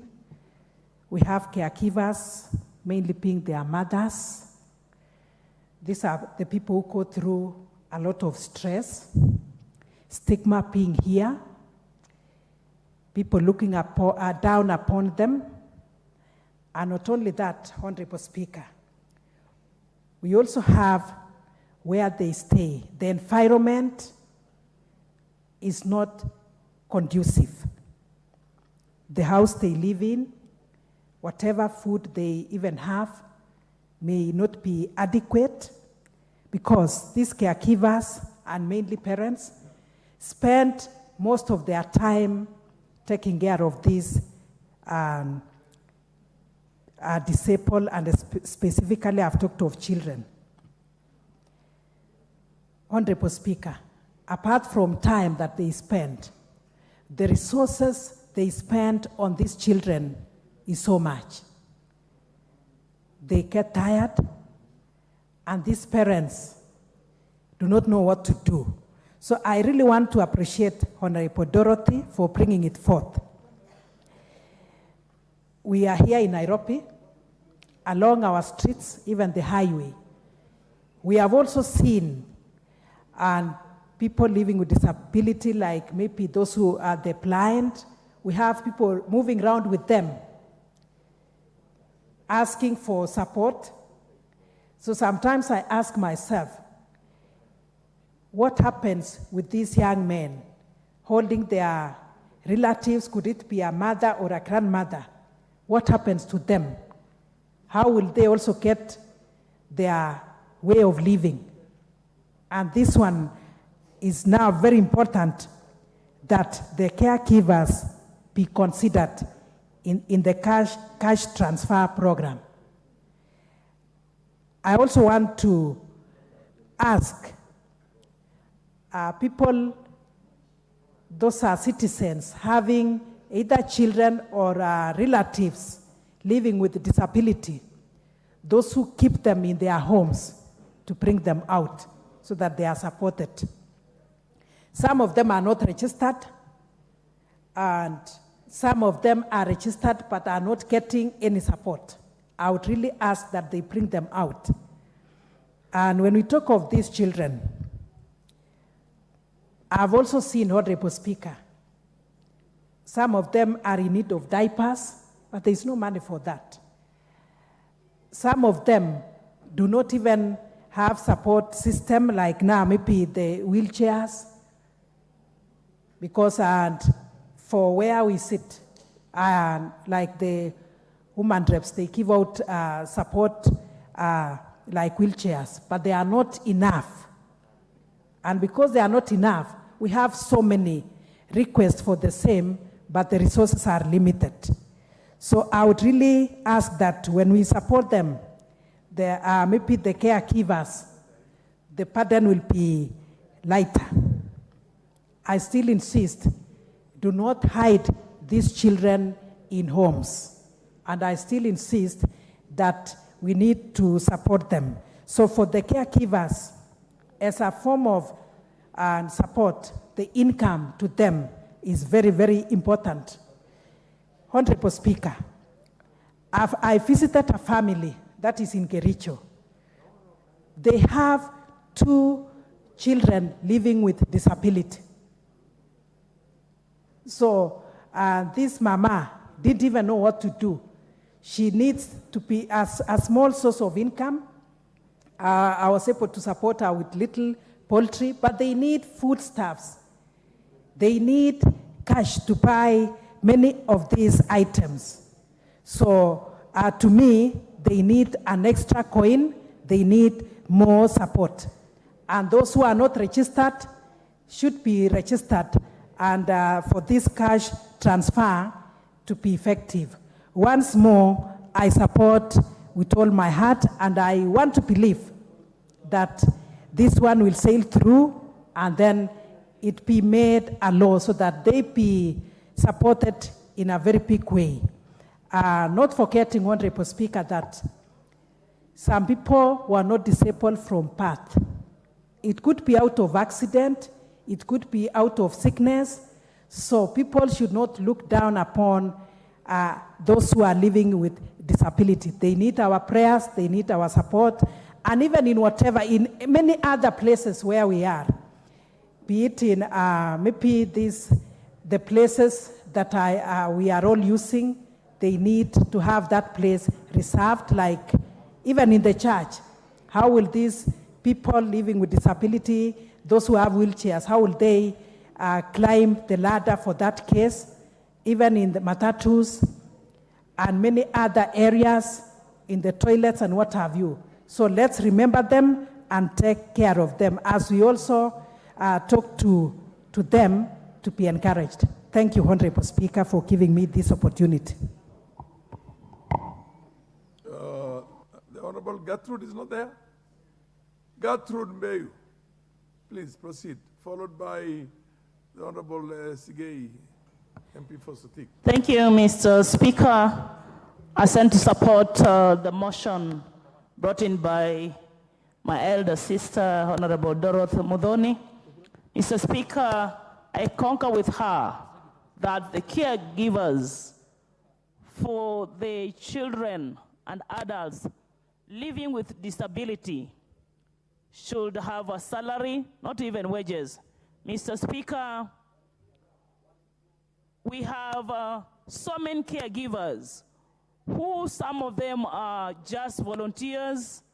The work of caregivers for the children and people living with disability, Mr. Speaker, is such a hard, difficult work.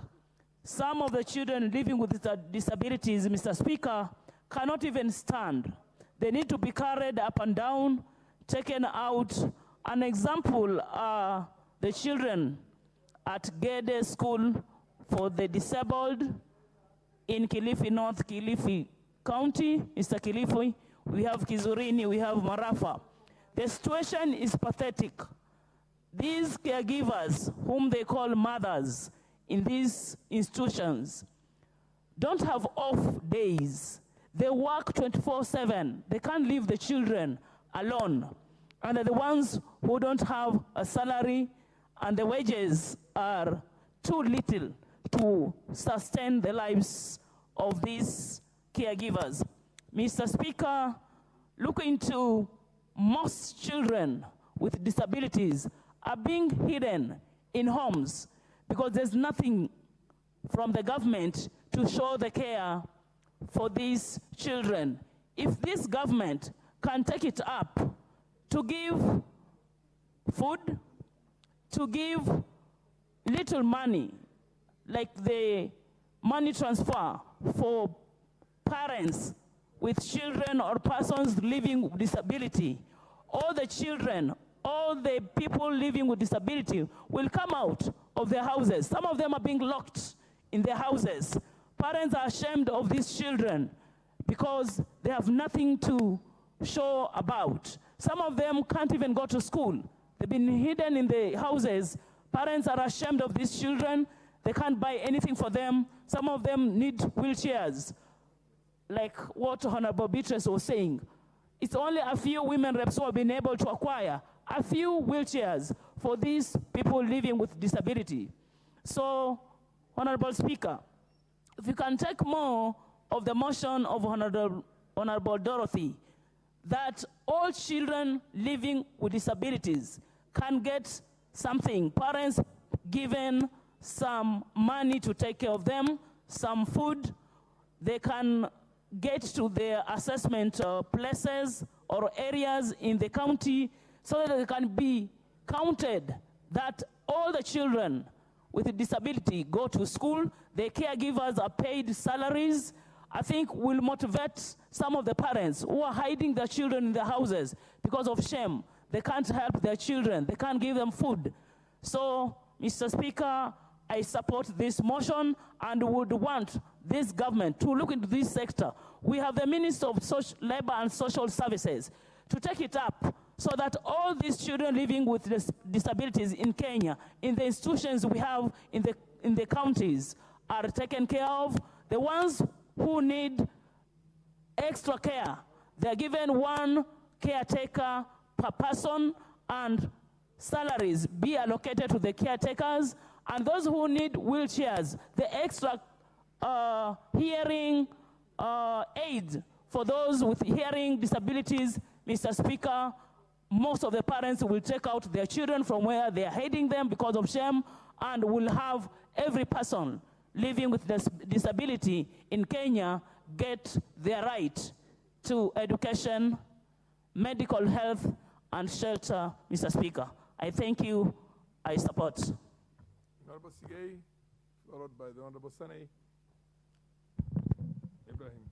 Mr. Speaker, I want to thank you for giving me this opportunity, a very rare opportunity, Mr. Speaker, to speak on this very important motion.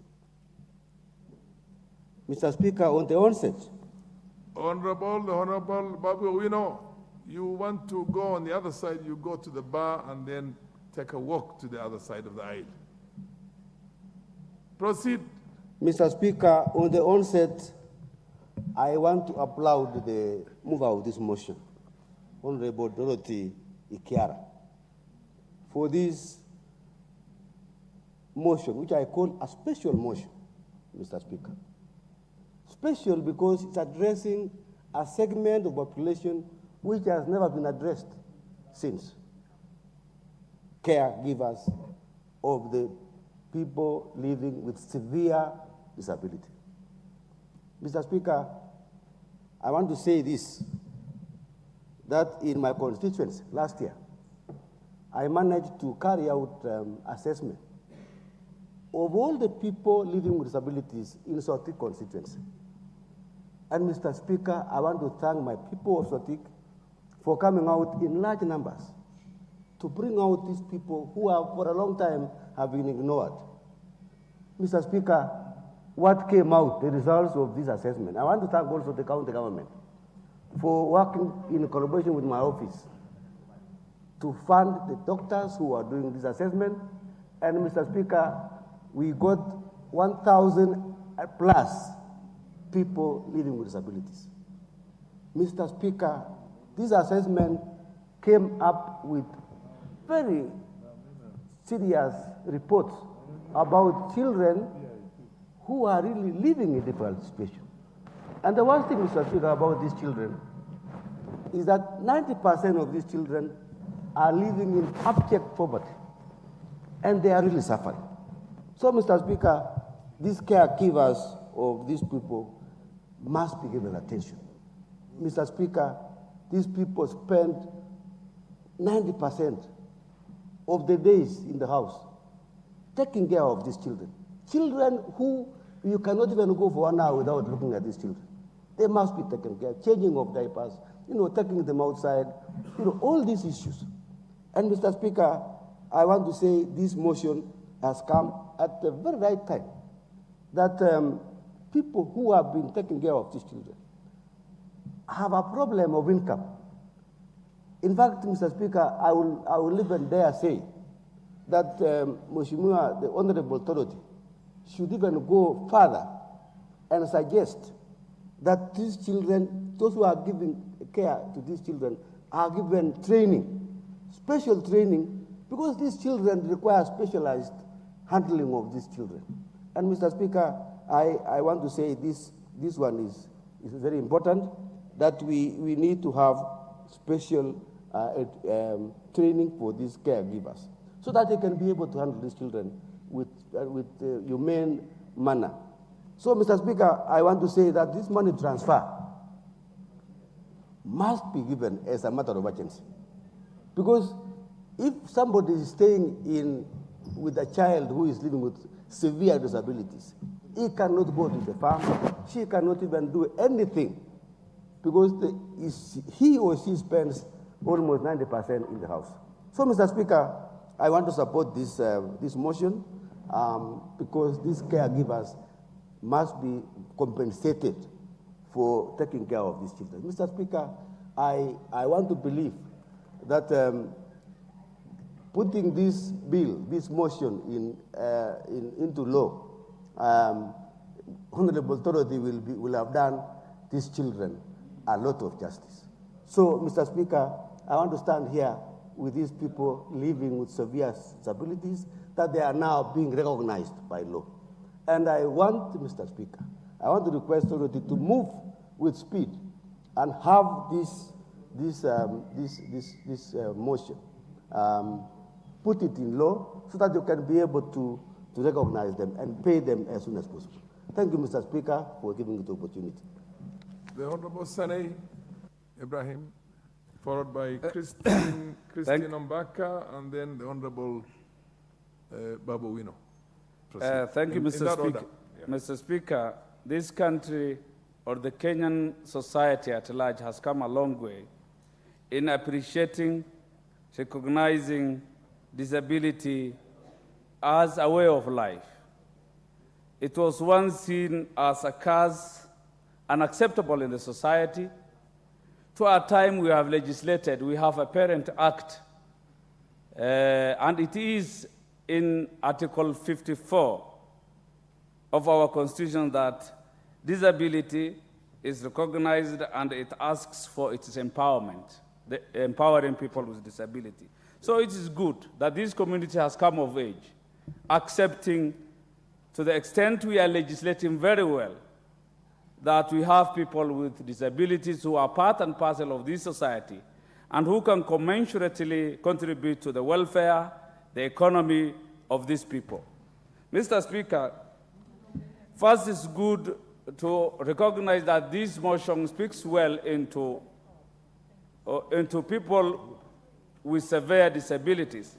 And I would advise Honorable Dorothy to at least think of amending the main parent bill, act on people with disability, so that we avoid coming up with peaceful legislation on the same subjects. It's at times prudent that we amend the parent existing acts so that we can consolidate our legislations into one master act than trying to have an avalanche of legislation that is so confusing and very hard for lawyers to at least and other users to do cross-referencing. Mr. Speaker, I want to appreciate that the caregivers of people living with severe disabilities are really in full-time job. they are being stopped from doing their gainful employment, and this is really their job to do in full time. And that calls for what are they supposed to do also. If those who are vulnerable, those people with disabilities are given some stipends, a safety net, what of the caregiver who cannot do any gainful employment, whose employment in 24/7 is to take care of these people with severe disabilities? Just like if you compare them to the community health workers who are paid some salary, it will be very in order if these people who are taking care of people with severe disabilities are being brought on board and given some allowances, Mr. Speaker. It's also good to appreciate that these caregivers are fathers, mothers, sisters, and brothers who have also a duty to bear in taking care of their families. So at a time when they are dedicating their entire time to take care of people with severe disabilities, what becomes of their families? Who takes responsibility for their immediate roles as citizens, as fathers and mothers? That also rings a bell to the extent that they should also be seen to be part and parcel of those within the realm of disabilities, even if they are not disabled per se, Mr. Speaker. One more issue, the token that the government normally gives to these people with severe disabilities. We are trying to disaggregate people with disabilities to having a cluster of people with severe disabilities, meaning they can't help themselves completely. So the ordinary token that is normally given by the government of Kenya shillings 2,000 per person doesn't help. So this motion calls on this House to review and ask the concerned ministry that these people living with severe disabilities deserve a better remuneration, a better stipend, because these are unique, extreme cases, Mr. Speaker. One other thing, people living with disabilities are not really known in Kenya. They are still hidden. Those cultural stereotypes and that which goes with the traditional concepts of viewing disabilities is still rife in this country, Mr. Speaker. So we need to civic educate, create awareness deeply, so that we can bring into our data, national data, we have a very complete and accurate data on people living with severe disabilities, Mr. Speaker, so that they can accordingly be remunerated and seen as an extreme case of disability, not just people with disability. With those few contributions, I fully support. Thank you. The Honorable Mbaka, I think, had been given the opportunity. Thank you, Mr. Speaker, for this opportunity. I want to support this because it's a very urgent matter. A caregiver is a parent in some cases, and they are doing a good job. One thing that is known is that some severe cases is a matter of taking care of person living with disability throughout the day and throughout the night. Caregivers spend all their time taking care of those people living with disability. Some of them have also quit their jobs. They have had to resign to take care of their loved ones who are living with disability, which means that they have no income, which also means that they will never have any pension when time comes for them to at their retirement age.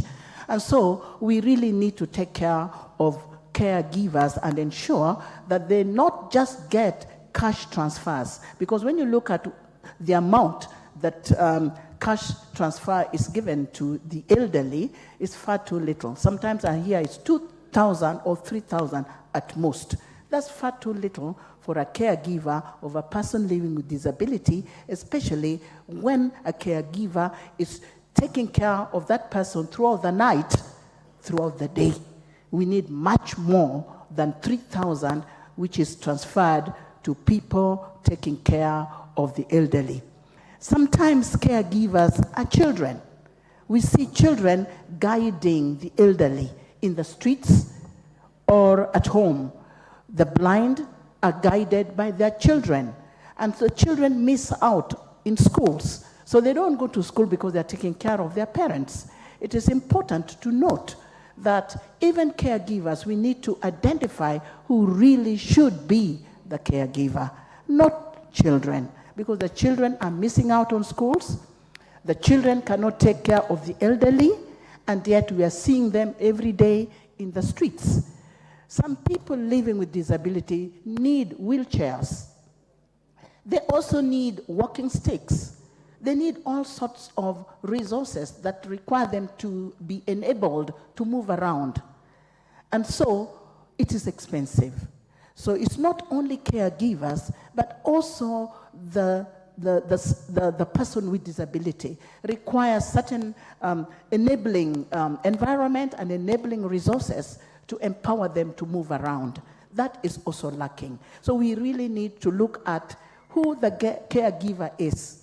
Some caregivers also need training because some disability cases are too severe that you need to know how even to talk to a person with disability. You got to be nice, you got to be kind, you got to show love, and you must to embrace them so that they feel empowered, they feel accepted, and that there's a lot of training that is required for a caregiver. How do you care for a person living with disability? What kind of services do you need to offer? What kind of food do you need to give them? How do you talk to them? How do you take care of them in the environment where you live? So training is needed also, apart from ensuring that they have some financial support. They also need some training to be able to handle a person living with disability carefully. I want to conclude by saying that it is a very good bill, and we really need to push it so that it is implemented as soon as possible, because the caregivers are suffering. Caregivers need to be protected, because in some cases they're not protected together with the people they are taking care of. They're abused, they're looked down upon, they are stigmatized. They themselves as caregivers need to be given moral support, they need financial support, they also need social support. Thank you for giving me this opportunity. I support this particular bill. Thank you.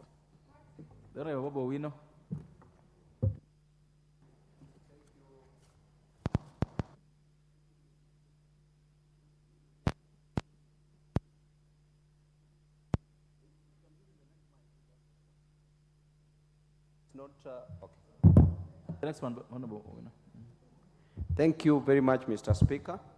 Number one, I rise to support this motion by Honorable Dorothy and for her consideration on the caregivers who are taking care of the persons with disabilities. Mr. Speaker, disability is not inability. And these people, most of them are just physically disabled, but not spiritually disabled. Gone are the days, Mr. Speaker, when persons with disabilities used to be discriminated on.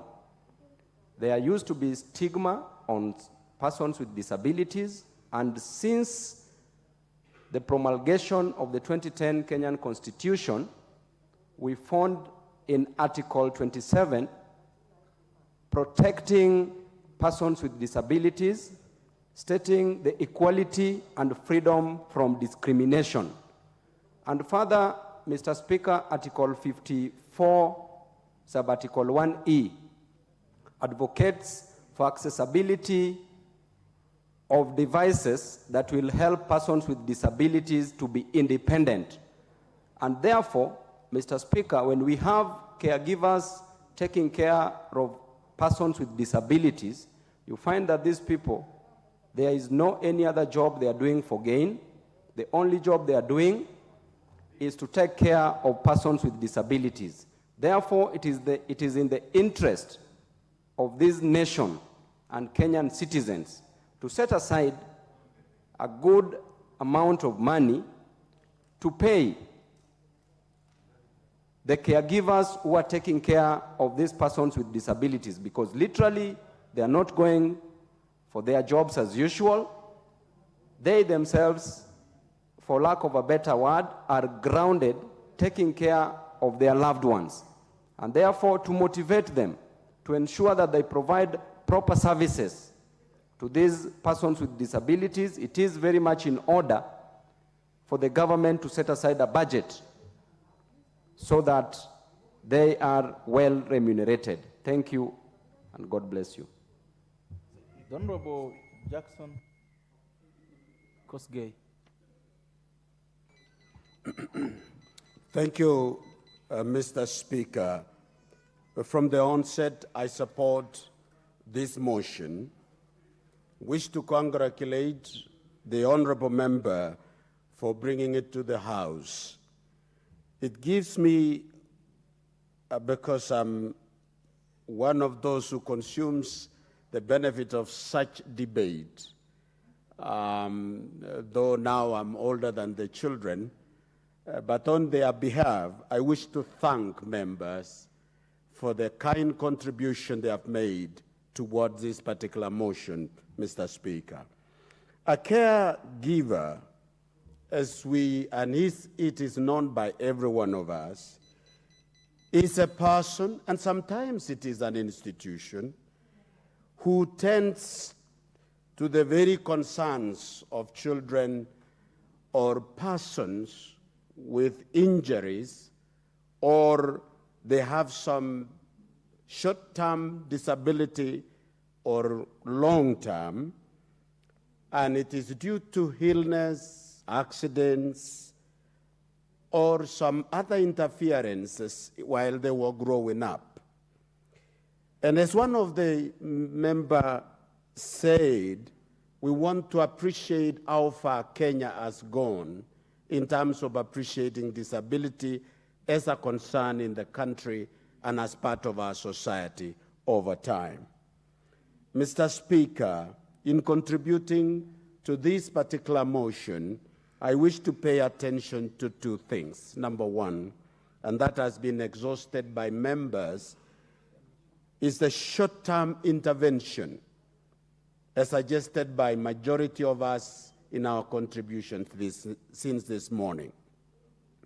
That we need, in the budgetary concern of our budget in the nation, that the issue of persons with disability, and also with the great attention to caregivers, which ranges between families, individual persons who have volunteered themselves and taken care of persons with disability in various communities, be compensated and be supported.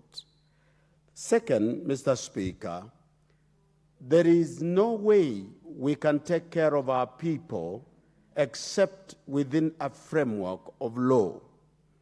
Currently, there are various proposals in terms of legislation, both in the two houses, in the Senate and in the National Assembly, others by individual members, and others given by a sponsored bill by the government. Of major attention is the bill to amend the Disability Act of 2003, which is the main one.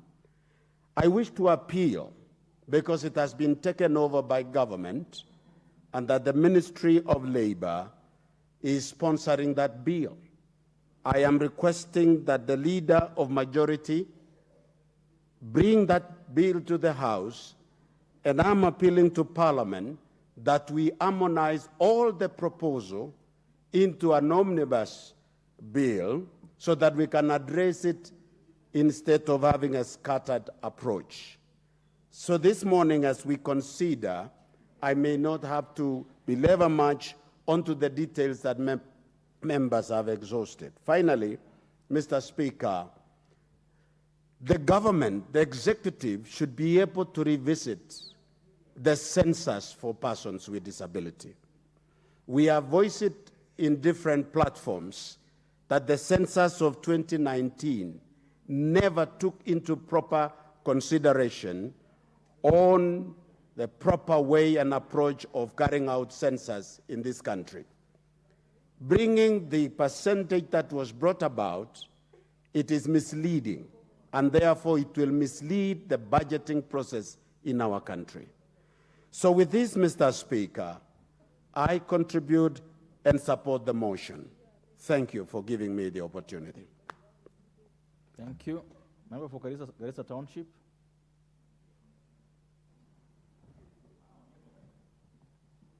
Thank you, Mr. Speaker, for the opportunity to contribute to this motion.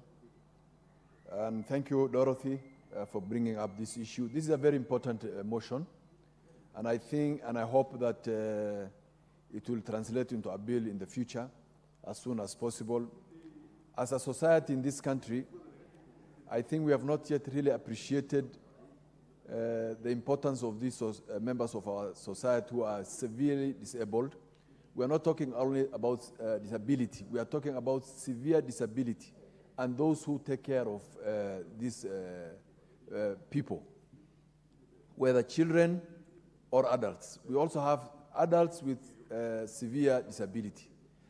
As a society in this country, as Africans, we understand the fact that it's a taboo for us to take our parents, elderly, into homes to be taken care of by other people. And therefore, it is important for us as members of parliament and as leaders of this country to appreciate that fact so that we understand that these people, especially elders also, who are also having the same problem as children with severe disabilities, need to be taken care of at their homes and not at caretaker homes. Therefore, for me to support this bill, I mean the motion, and I appreciate the role played by members of parliament here today, that we need to understand that our young children who are with severe disabilities, our elders with severe disabilities, are taken care of by members of their families. And therefore, they should be given some salaries or tokens at their homes and not at orphanages and centers with people with severe disabilities. Appreciate the fact that those who are taking care of these people with severe disabilities are family members, and some of them are young children. I have cases where families have broken down because a wife leaves her home to go and take care of her parents who with severe disabilities or because of old age, and they can't take care of themselves. We have young children who are being forced to drop out of school to take care of their parents, their grandparents, and their brothers and sisters who will live with severe disabilities. Therefore, it is important for us as a country to take into consideration these caretakers and that they should be paid within their homesteads and not to take these children to orphanages and other centers. Mr. Speaker, in developed countries, people with who are in Europe and America, government employ caretakers and give them adequate salaries because these people who are taking care of these families or people with disabilities are on full-time jobs. Some of them actually need training, as been said by other members of the House, that they need to be trained also to understand that person who with severe disabilities, what kind of care does he or she needs. It is important to note for us that these caretakers also need healthcare facilities, healthcare insurance covers as well. They should be covered so that they also take care of themselves. They should also be covered to be given insurance covers for both those they are taking care of and themselves. With those few remarks, I say I support this motion, and I will encourage the mover of this motion, Dorothy, to bring it translate it into a bill, and for sure you will have the support of this House. Thank you, Mr. Speaker. Thank you. Member for Regulation North. Thank you, Mr. Speaker. Mr. Speaker, I also rise to support this motion and to really appreciate our sister Dorothy for bringing this, and to really thank all the schools that have children with special needs in the work they do every day, Mr. Speaker. As much as we know the definitions of a caregiver, what they go through, Mr. Speaker, I think the most important thing we have to understand is what really drains a caregiver is time management and financial strains. And in time management, Mr. Speaker, when you listen to the demands, it encompasses someone that you find yourself, the immense time you use just to take care, you will have to end up leaving your job. You'll have to end up sacrificing a lot of what you would have wished to do. And therefore, as much as we are talking to this, we have to ask ourselves, how do we support then parents? Because you imagine a caregiver who is a mother, Mr. Speaker, who I know questions and questions God for many answers, but there are no answers because God knows the purpose also of why. But as a human being, I know you'll never understand. But then more importantly is that, first of all, you are deprived of your sleep because you have to take care 24/7. You have to ensure you have medication. If you don't have medication, Mr. Speaker, it means you have no finances. And therefore, Mr. Speaker, when we are talking about this, we have to tell government that it is time we look. You know, it was very sad, Mr. Speaker, to see that in the education capitation was removed, was reduced. Even as in the budget, we reduced the budgets of education, and we never thought, let us reduce, yes, but take the money to the schools with children with special needs. And therefore, Mr. Speaker, it is something we have to relook at. When we shall be coming for appropriation, we must look at this bill, these finances properly, and start appropriating a vote for schools with special needs. Because even if you tell parents to take children in a school where you find things are not functioning, what about the ones who have grown? What happens to these parents? And I know they are going through a lot, psychologically, emotionally. How I wish then government, even in this new shift that we are bringing in, then we must have a special medical card to assist the caregiver and also the person that is being taken care of. And so we have to think, because their needs are beyond needs of me who will work in hospital. Maybe I'm sick on this. Them, they are 24/7 in hospital. I saw on TV the other day, it was yesterday, a man who has lived in India with a daughter for 3 years on a kidney and a kidney and a kidney, and then in the end, NHIF just left him like that. And I'm like, where? Where is Kenya? Kenya, we are in a mood of just doing structural things, things that are just buildings and all this. But honestly, the social, what God now meant of human, where are we also? Can we try and bring a fund that looks, because, Mr. Speaker, we have become a country where everything is a fund and a fund and a fund. So why can't we do a fund, a better fund for our children and caregivers of special needs? Because that is where the rubber meets the road, Mr. Speaker. It is very sad, because when I see we are about to get 72 billion on this housing, I'm like, yeah, good, it's important. But who lives in? If the human beings will have already gone, is it fair? So we have to build both. We must look at it and make a good place for our children who are learning in all these schools that we have. Schools with special needs must be the best. I want to finalize by thanking Jacaranda School. The principal there, today you go, I think it is among the best special needs school. But the work she has done, Mr. Speaker, it is the work I will beg the government in the Ministry of Education. They removed capitation, but can we bring back capitation to children with special needs. With those few remarks, I beg to support.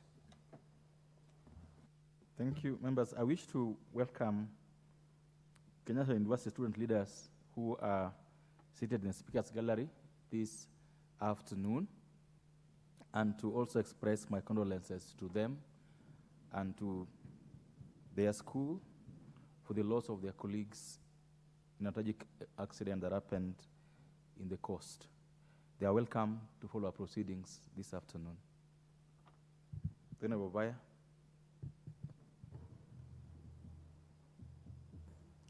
Honorable Speaker, thank you very much for this opportunity. Honorable Speaker, I want to join you to officially welcome the student leaders from the mighty Kenyatta University into this august house. Honorable Speaker, Kenyatta University is my alma mater. I went to Kenyatta University in the year, academic year 1991-1992. Okay, 1991-92. Say that again for the sake of the Honorable Mayaka. Yes, she thinks I'm her age mate. I was at Kenyatta University the academic year 1991-1992, September, when I joined. And I graduated in 1996 with a second-class honors degree upper in education, English literature then. Then I also went back to Kenyatta University and studied in the year 2004 to do a master's in education, economics, and planning. And I graduated in 2007 with a master's in in that area. But I also did part-time jobs, teaching and research and marking under Professor Gravenia. I don't know whether Professor Gravenia is still a professor there. And I was there, 3 vice chancellors, Professor Gashagwa, Professor this guy, the Luya guy who was there, and then Yeshiwani, and then the lady professor who was there. So I'm an alumni of Kenyatta University. It is one of the places I honed my skills there in many areas actually, and I am a proud alumni of the university. But more important, Honorable Speaker, I want to join the Kenyatta University fraternity to mourn the departed in that tragic accident, and also pray that God gives healing to those that are in hospital and struggling with life, and also to pray for the whole Kenyatta University community during this time of loss, that God gives you strength and condoles and consoles you during this time of grief for the university. And I also want to thank the administration there. The professor who is there, Vice Chancellor, is a good man. And I admire the growth in leaps and bounds of Kenyatta University as it were today. It's now one of those big, prestigious institutions. So welcome very much, feel at home. And if these students do not have lunch, Mr. Speaker, probably you'd ask them to have lunch on your account at the restaurant. If you don't have an account, they can have lunch on my account at the restaurant. So welcome to this parliament. Thank you very much, Honorable Speaker. Arrangements will be made so that you, the Honorable Baya, you welcome them at the restaurant and share a table with them. It is so ordered. The Honorable Abraham Kirwa. Thank you, Mr. Speaker, for this opportunity also to support this motion on issue of the caregivers of the people with special needs. Mr. Speaker, people with special needs in this country, for some reason or another, are not really much on the mainstream, or a lot of benefits that are given to these individuals are not much considered. But more so is about the caregivers who take care of these individuals with special needs. Mr. Speaker, until you really have a child or a relative who has an issue with special needs, is when you really realize that these particular individuals need a lot of attention. And as such, this motion really brings us attention to actually look into the individuals with special needs and what needs to be done to make sure that their lives are really comfortable. And as such, most of the parents with children with special needs or adults with special needs many times they are left with the parents staying at home and they can't even go to work because these particular individuals cannot support themselves. Or they will end up just employing somebody and end up not being able to pay, or if they have to pay, they have to deplete their resources. And so it is very crucial that us as a nation should look into these particular individuals and see what can be done to be of help to them. And so this member who has brought this motion to really, really consider this particular, I support it because I know it is going to make a big difference. I have a brother who is also has special needs, and he really needs a lot of help even on his daily life. So I do support this particular motion to make sure that the people taking care of disabled or those with special needs should be remunerated by the government, or some way, somehow, there has to be a way to be compensated so that the members of the family can focus on other things, and also these particular people with special needs will feel comfortable and live a normal life like many of us. So, Mr. Speaker, I stand to truly support this particular motion. Thank you, Mr. Speaker, for the opportunity. Thank you. Member for Busia. Thank you, Mr. Speaker. I support fully this motion because the caregivers face a lot of physical challenges, even having the personal care, like lifting and moving persons with disability. They have to pay marked attention to what they do, meaning they do not have even any free time for themselves or time to relax. They also face a lot of emotional challenges dealing with persons with disability, a lot of frustrations. They feel lonely and isolated. But what is annoyingly bad is when it comes to remuneration, just like the social health workers, we don't look into their problems and imagine if we were in that situation. Imagine if you woke up today, because disability is not marked for a particular person. It can happen to anyone. You can wake up today with all your organs in place and accidentally get involved in anything that can cause you to be disabled. So we should give first priority to people like these caregivers who face a lot of financial challenges as well, because if you have to take care of, for example, a blind person, maybe one who cannot even go to the toilet themselves, who cannot eat, it means you are 24/7 working. But when it comes to earning, you get 2,000 a month or nothing, or even sometimes even getting acknowledged that you're doing that job is another tall order. So we should make sure from the county level, those social health workers, caregivers, they are also in the data, just like we do teachers, doctors, to earn, not to be given stipends per month. Thank you, Mr. Speaker. Honorable members, the clock there says the time is now 1 o'clock, and time being 1 p.m., this House stands adjourned until today, Wednesday, the 20th of March of 2023, at 2:30.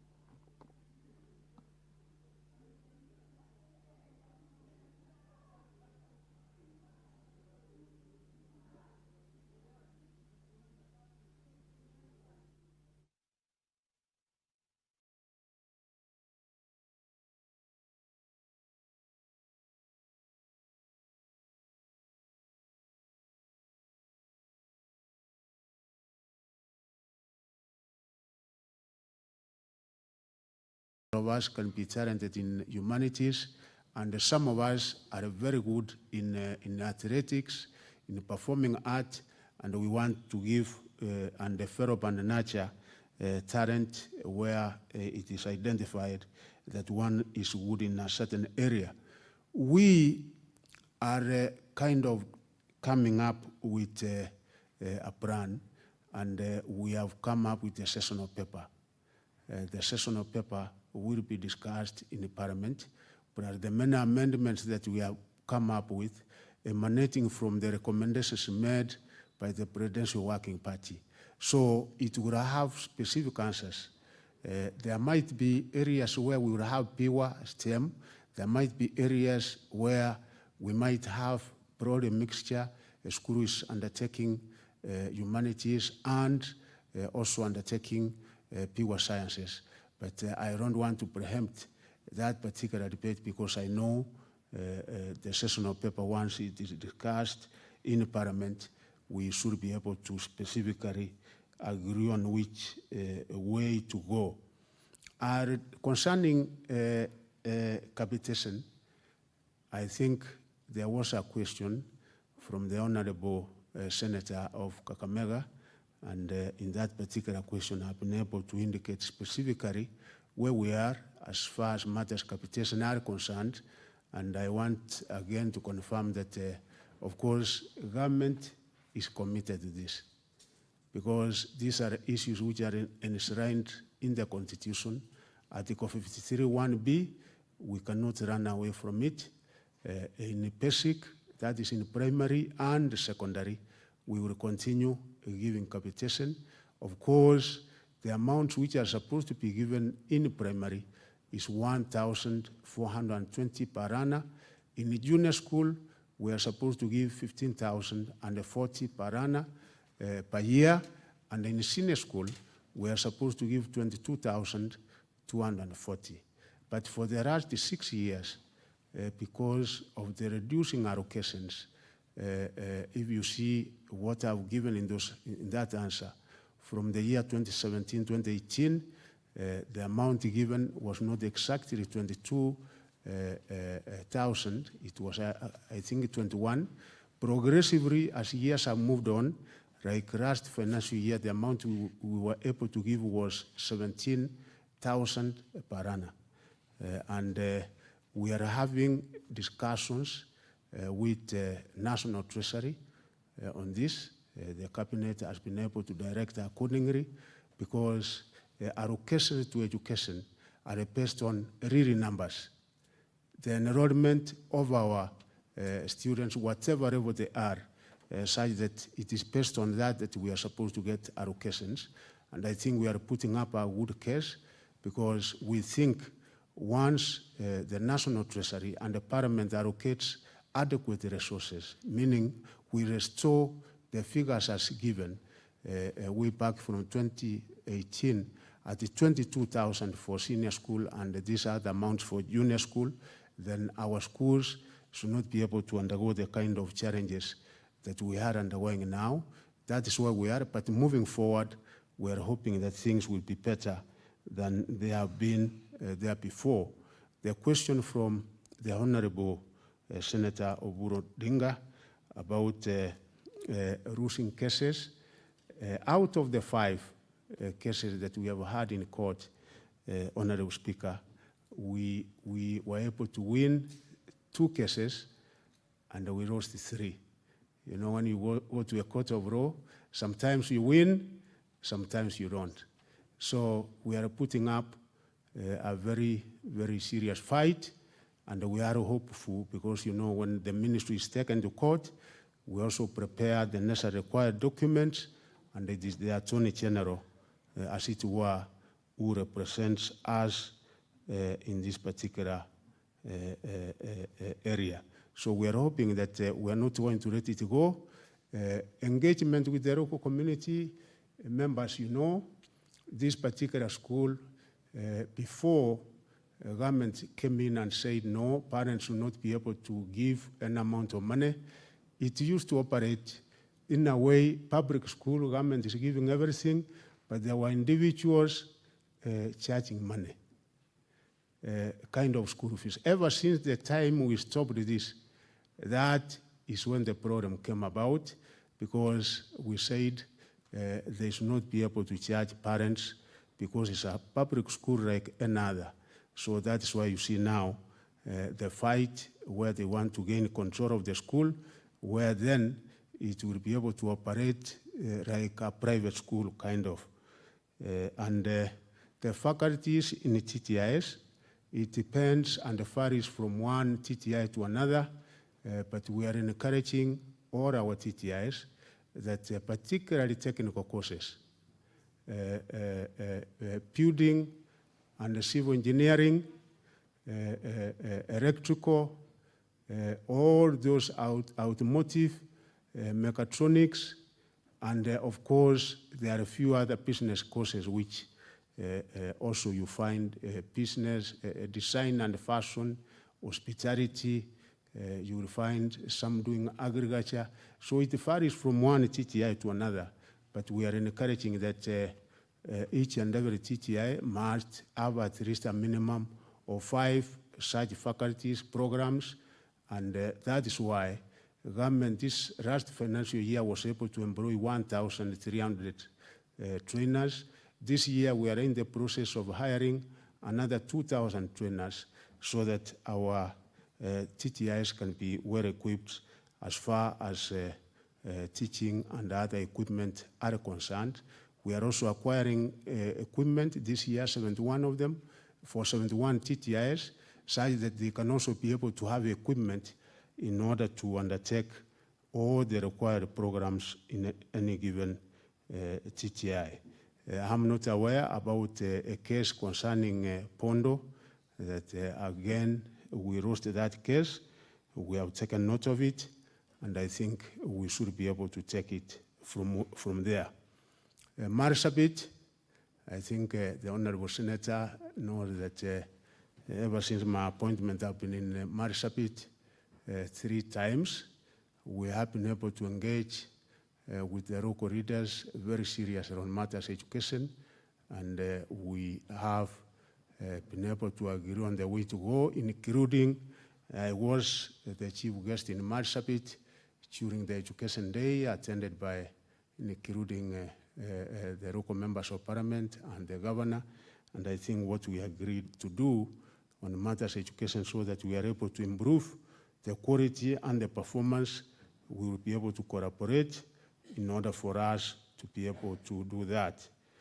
Samburu County, I'm aware there have been those cases, particularly Baringo and Turukana, and because of that, you are aware that we were able to give funds to Turukana schools. Honorable Senator can confirm. And Just a minute, Honorable CS. What is your point of order? Mr. Speaker, a very quick one. My question was about Notor on the issue of hijab wearing in Notor. There's a problem, and that is what I would answer that one. Thank you very much. I would answer that one. So, Samburu, probably I require to know the specific names of schools which have been closed down because of acts of banditry, and in cooperation with my colleague in internal security, we should be able to work on that. And where we have been able to remedy the situation, like areas in Baringo and Turukana, we have taken steps of reopening those schools. So, Madam, I think we can engage so that you tell me the specific schools, and we see what mitigating factors we can be able to undertake in cooperation with other agencies in government, and any particular means of internal security, so that we have the schools reopened as soon as possible. Honorable Speaker, recognition for prior running, I'm happy to report this House that this is a policy which has been running somewhere, but we have been able to take it up. We were able to engage public participation. We also took it to Cabinet. It was approved, and I'm rolling out that policy.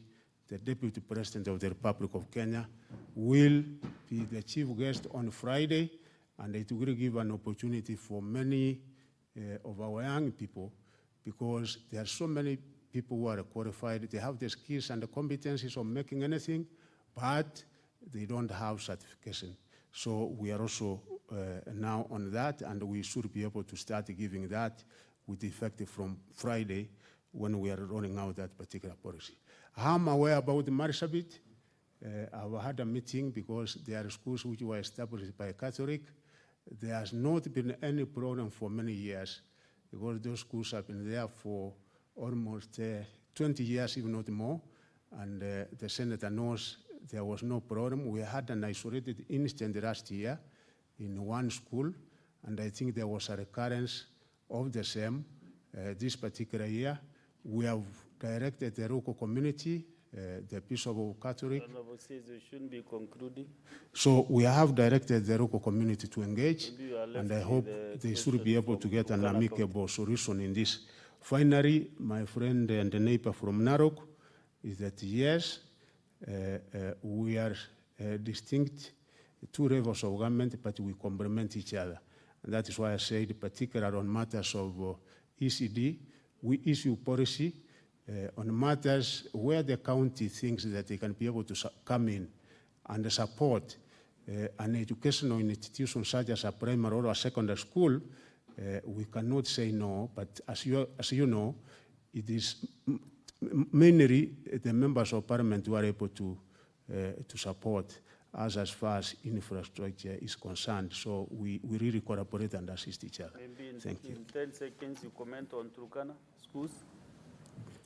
Yeah, as I said, the Turkana schools, actually, we have been able to repute 5 schools.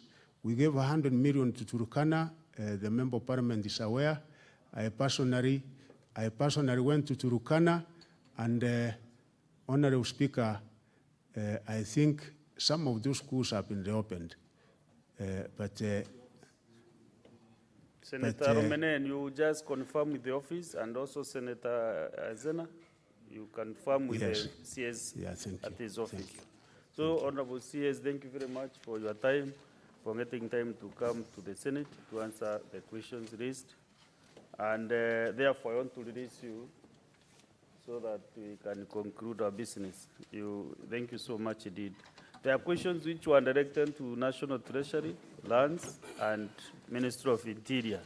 So those questions will be rescheduled maybe from next week.